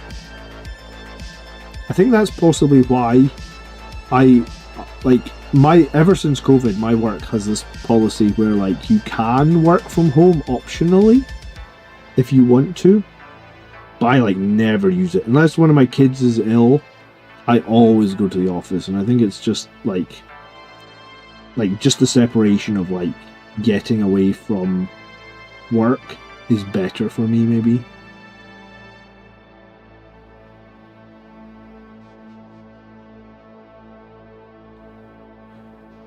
Should I replace the Sanguinor with Mephiston as a lone op? You can do either. I mean, you can even run both. Like, they're good enough characters where you could technically run both. Evening, Rich. How you doing?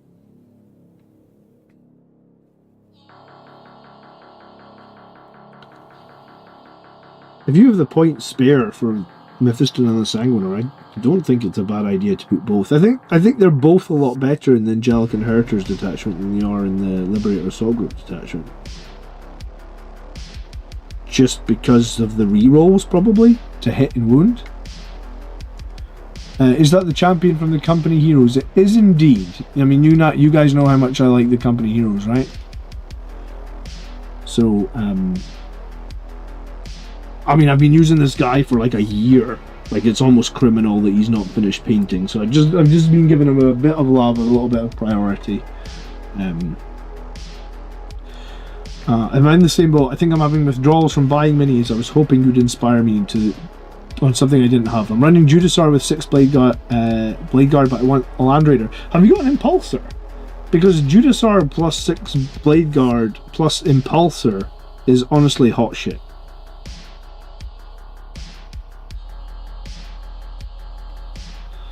Not enough people like Impulsors, honestly. Impulsors are so good.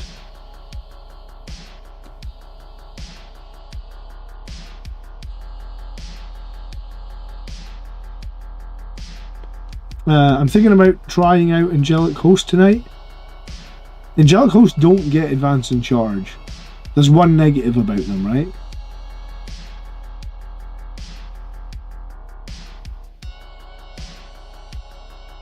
Isn't that the limited edition Company Champion? Yeah, well, I mean, sorry, this one I should have clarified. This one wasn't bought in the new box with, like, the 4 Company Champions. This guy was bought by himself, I guess, towards the end of last edition, when the Company Champion was a model you could run by himself. So that, although this is a Company Champion, he isn't the one that's trying to say, he isn't the one that was in the box, like whatever the box set is with the 4 Company Champions. Does that make sense? My other Company Champions are like all jerry-rigged. Like this is my Company Champion banner bearer. He's probably next to get painted. So this is the body of a Librarian in Terminator armor. You know, the one that came in the Leviathan box? And then this is a Sanguinary Guard banner. So I can't remember exactly how I did this, but I guess I cut off his hand that had the axe and stuck on a teeny weeny tiny hand. Attached to the Sanguinary Guard banner. What movie was that where the guy had the tiny hand? Do you remember that? So he's got a tiny hand that's not super noticeable, holding the Sanguinary Guard banner. Look, tiny hand. So he was a Librarian in Terminator armor from the new edition. He's still got the Stormbolter, which I just proxy as a bolt rifle, because that's what he's got. And then he's got a regular Terminator helmet on him, and he's got some sort of Crozius thing up here. But yeah, so all because I bought this guy on his own. Scary Movie 2. Oh yeah, Scary Movie, Jesus Christ. It's been a long time since I watched Scary Movie. I'm surprised I even remember that. Wow. Must be like 30 years since I watched Scary Movie. Or maybe not 30, but like coming on 25 easily. That's a strong hand, exactly. Liberator Assault Group has a stratagem that gives advance and charge, correct. Robert says if someone wants to buy models, you recommend Sternguard. Yeah, Sternguard haven't... Do they give you some melee options in that Sternguard box as well now, Robert? Like, do you get like a Power Fist and a Power Sword potentially?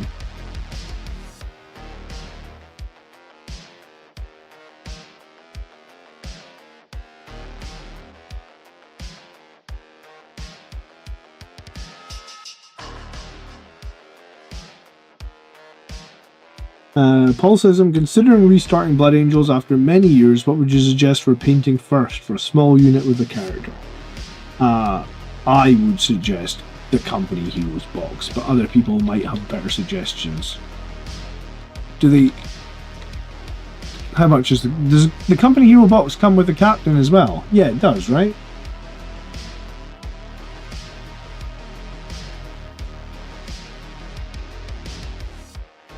If you're in the UK, Company Heroes, Captain, a Blade Champion, slightly different to the one that I'm painting, a guy with a banner, a guy with a Mastercrafted Heavy Bolter, another guy with a Bionic Arm, and this is a character. This is a captain.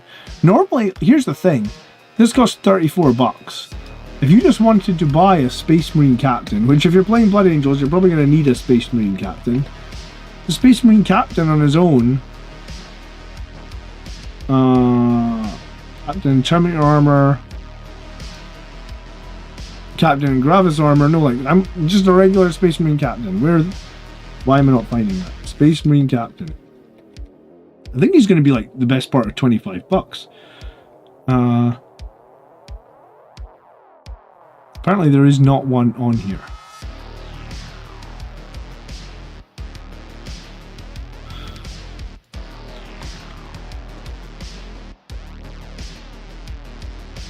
Well, there's one on the Games Workshop website for $26.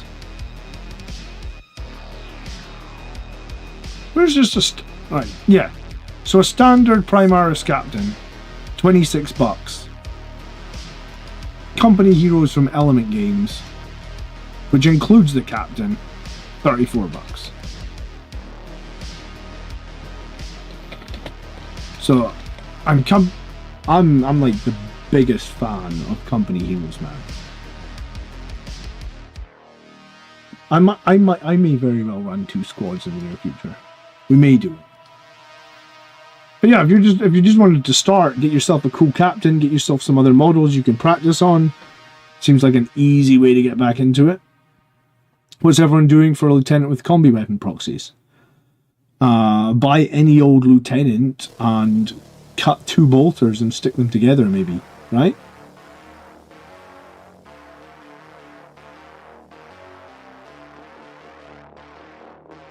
Just looked over the strats in Angelic Host. Oh, Angelic Host, sorry. I thought you were meaning Angelic Inheritors, my fault. Sorry.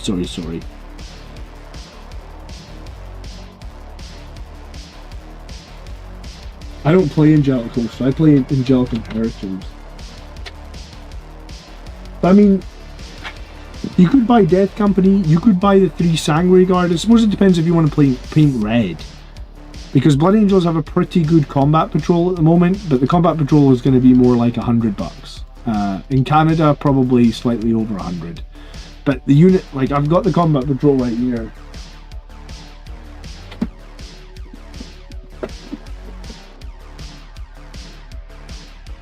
You know, like you get 6 Sanguinary Guard, they're pretty useful.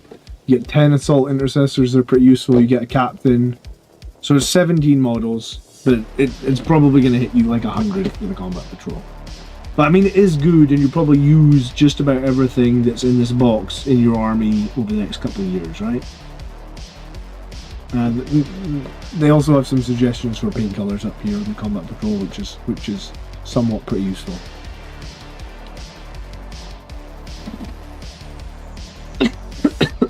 Excuse me. So I'm going to be here for not too much longer tonight because my kid's got a doctor's appointment at 8 AM on a Sunday tomorrow. Go figure. And it's at it's a specialist hospital, so it's like, I was going to say, we're going to be leaving the house at 5:30 AM. So, yeah. I'll be here for maybe like another 10-15 minutes tops, and then I gotta go to bed. You're welcome, Paul. Welcome to the channel. Company Heroes, do it. I mean, it's a pretty good value box, I imagine, if that's what they're charging for a captain, right? And I've literally been using the Company Heroes now for like a year. Literally in every single battle that I play, I use Company Heroes. I think they're a great unit. And I think if you enjoyed that, the next step would be like you can put that unit inside a transport, and the cool thing about putting that unit inside the transport is it can shoot from inside the transport if you use the impulsor. So Company Heroes inside an impulsor are really, really good. A quick good evening, Sanguinar. You've just dropped in for heroic intervention. How are you? Anyone got the Honoured of the Chapter box? I never bought that Honoured of the Chapter box. What was in that again?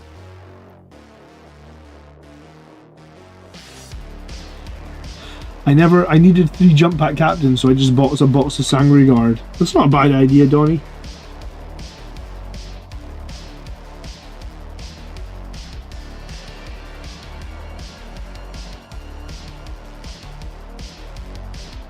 Yeah, I'm very much someone that enjoys customizing or proxying models these days.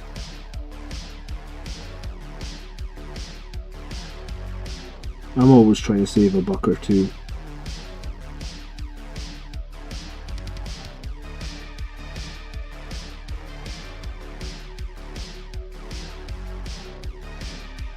Is it permitted to carry a unit of flesh tearers or lamenters? So, in terms of like, I don't know if you remember this, back in the day, you had to have your army painted very specifically. So it's like, if you wanted to do a Flesh Tearers army, everything had to be painted as Flesh Tearers. Now, you would happily paint all your Blood Angels models as Blood Angels and have 1 or 2 squads painted as Flesh Tearers, and you can include them in your army because they just use the same rules. There is no specific rules anymore for Lamenters or Flesh Tearers. They all just come under the Blood Angels umbrella now. So if you wanted to paint your Company Heroes as Lamenters, and then go paint some red Space Marines to join them, and then, you know, like there's no restrictions on that whatsoever. So it used to be that the painting determined what rules you could use on the tabletop. They got rid of all that. I can't remember when they got rid of it all, but definitely a few years ago now, it feels like. Does anyone remember when they got rid of that? What's my sword recipe? It's just pretty simple. It's like, it's probably like 3 colours. Guilliman Glaze. The Fang is the blue that I use. And then the edge highlight is just Blue Horror. So I'll paint it the Fang, I'll edge highlight it Blue Horror, I'll glaze it with Guilliman Glaze. This paint doesn't exist anymore. They took it off sale, so if you do not have it, you're not going to be able to buy it. So if you can't get it, use like any dark blue wash. There's is it Drakenhof Nightshade? Is that Drakenhof? Let me check. Yeah, I think it's. Oh, that's a terrible picture for it. Come on, Games Workshop. This is the new Games Workshop website. Like, what sort of picture is that? It's rubbish. Yeah, I mean, that shows you nothing. That's what it would look like. So you can get that, you know. The Guilliman glaze is maybe like a little bit more sparkly, but I've Drakenhof nightshaded swords before. The other thing I might do and sometimes do is I try and paint like lightning bolts down the blade, and I do that with that same blue paint, the blue horror, right? I'll do that later on when I'm not touching it all the time.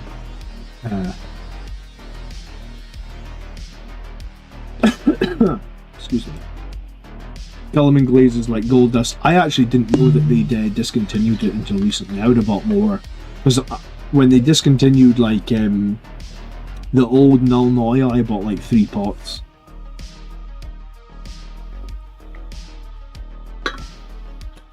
All my painting, Rich, is pretty simple. Like, I don't do a whole lot of highlights. I don't do a whole lot of steps. I just try. I guess what I try and do with my painting is get good results with minimal quality. With minimal. Like, try and find the balance, I guess, between something that looks good and also isn't going to take me all year to paint, right? Give me 1 second. I need to check on my kid. I hear something.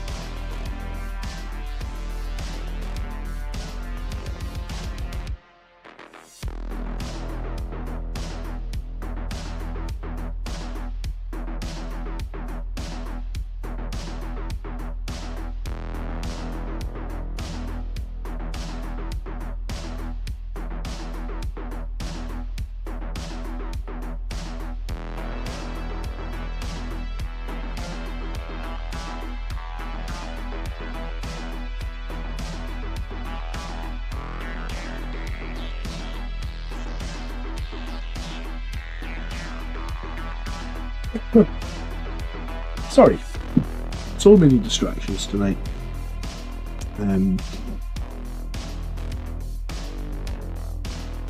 High quality, low effort. Yeah, that's kind of where I guess that's kind of where I land. Good, high quality, battle ready, but not having to sink far too much time.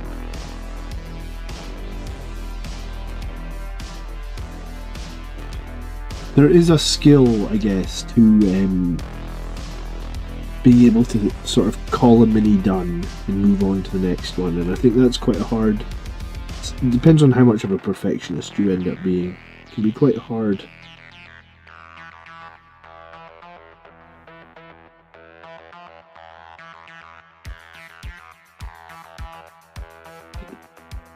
You know, I use a magnifying glass for all my painting. And the magnifying glass is like a double-edged sword, because you see problems with the model that you basically will not see with the naked eye with the magnifying glass. So sometimes with the magnifying glass you can end up spending way... Like, I suppose you guys probably can't see it, but there is a magnifying glass just off picture here. And this is... So, magnification, no magnification. So yeah, when you're painting with this thing, You see everything so much clearer, and you definitely spend time doing bits that, the thing is, see, once you've been painting with a magnifying glass for a while, it's so hard to paint with the naked eye. So it just feels like, I feel like I honestly, sorry, I know another couple of people that paint with magnifying glasses, and once you're used to them, it's like, it just feels so hard to paint with the naked eye, because you're like, it just gives you that extra. I mean, I can paint like base coats, or maybe like tanks, without the magnifying glass, but if I'm trying to paint any detail at all, I just always want my magnifying glass now.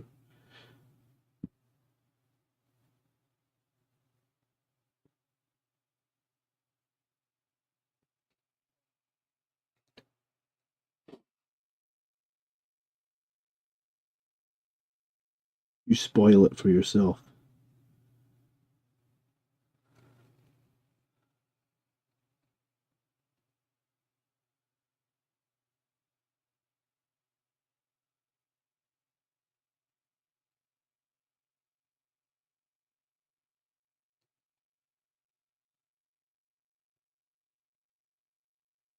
You get headaches after using the magnifying glass? I guess I'm lucky.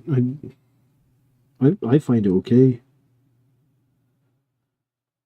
Maybe my eyes get a bit tired, but no headaches.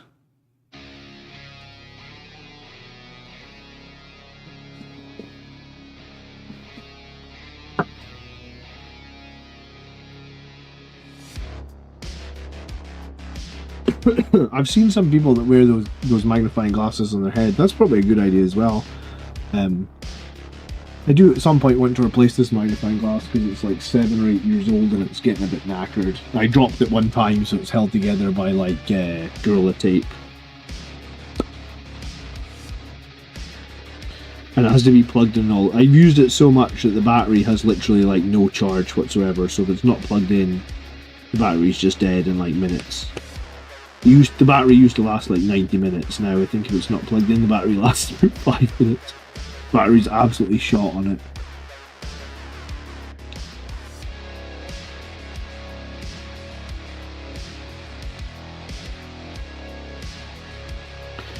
Alright, I'm just going to paint this little bit of green on his head, and then I'm going to take off for the night, guys. I hope you enjoyed the stream. Thank you so much for watching. Like I said, I have to go to a specialist appointment with my kid tomorrow. Is out of town, so I know that we didn't do the Army List show last week. We might not be able to do it tomorrow, we'll see. Because my kid might be getting surgery in the morning, I'm not entirely sure. So, if that happens, then I might not see you guys tomorrow, but we will get back to it. I'm sorry that I know it's been 2 weeks that it's potentially been cancelled. It just seems like everything comes at me all at the same time.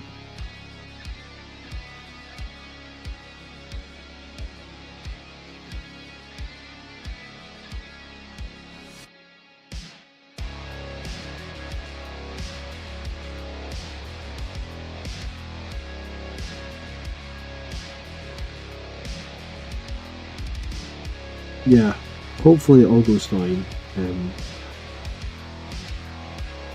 It seems like there's always, like, when you've got kids, it just seems like there's always some problem. So, Dad Hammer, I appreciate it, Mr. Big Mac. Thank you. But yeah, so if you don't, like, because I have to get up at 5 AM, because I've got to drive for like 2 hours both ways, and because the kid might be getting surgery, tomorrow might be a write-off. If it is a write-off, then I'll see what I can do. We'll be back maybe next week for the Army show.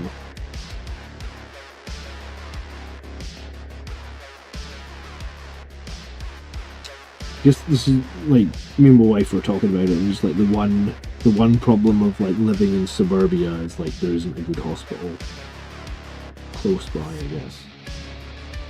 So whenever there's an emergency, they send you like 100 miles away.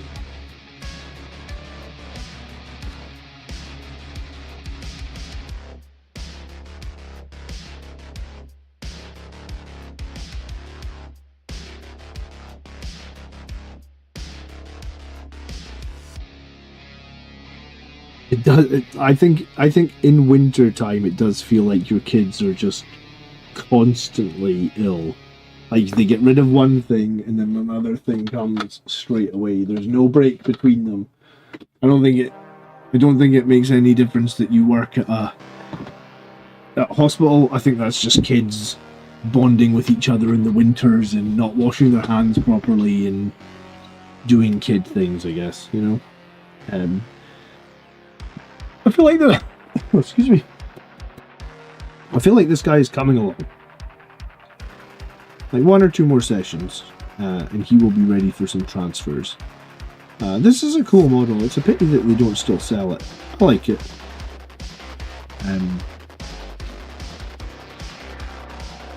Alright, you guys have a wicked evening. Leave a like if you did enjoy the stream.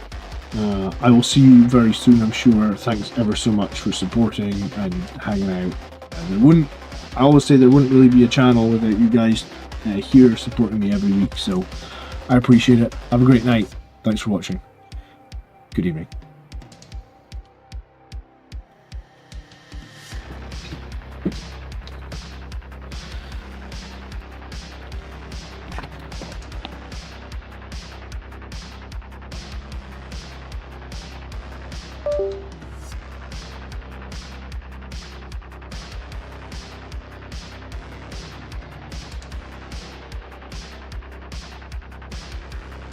I have awoken.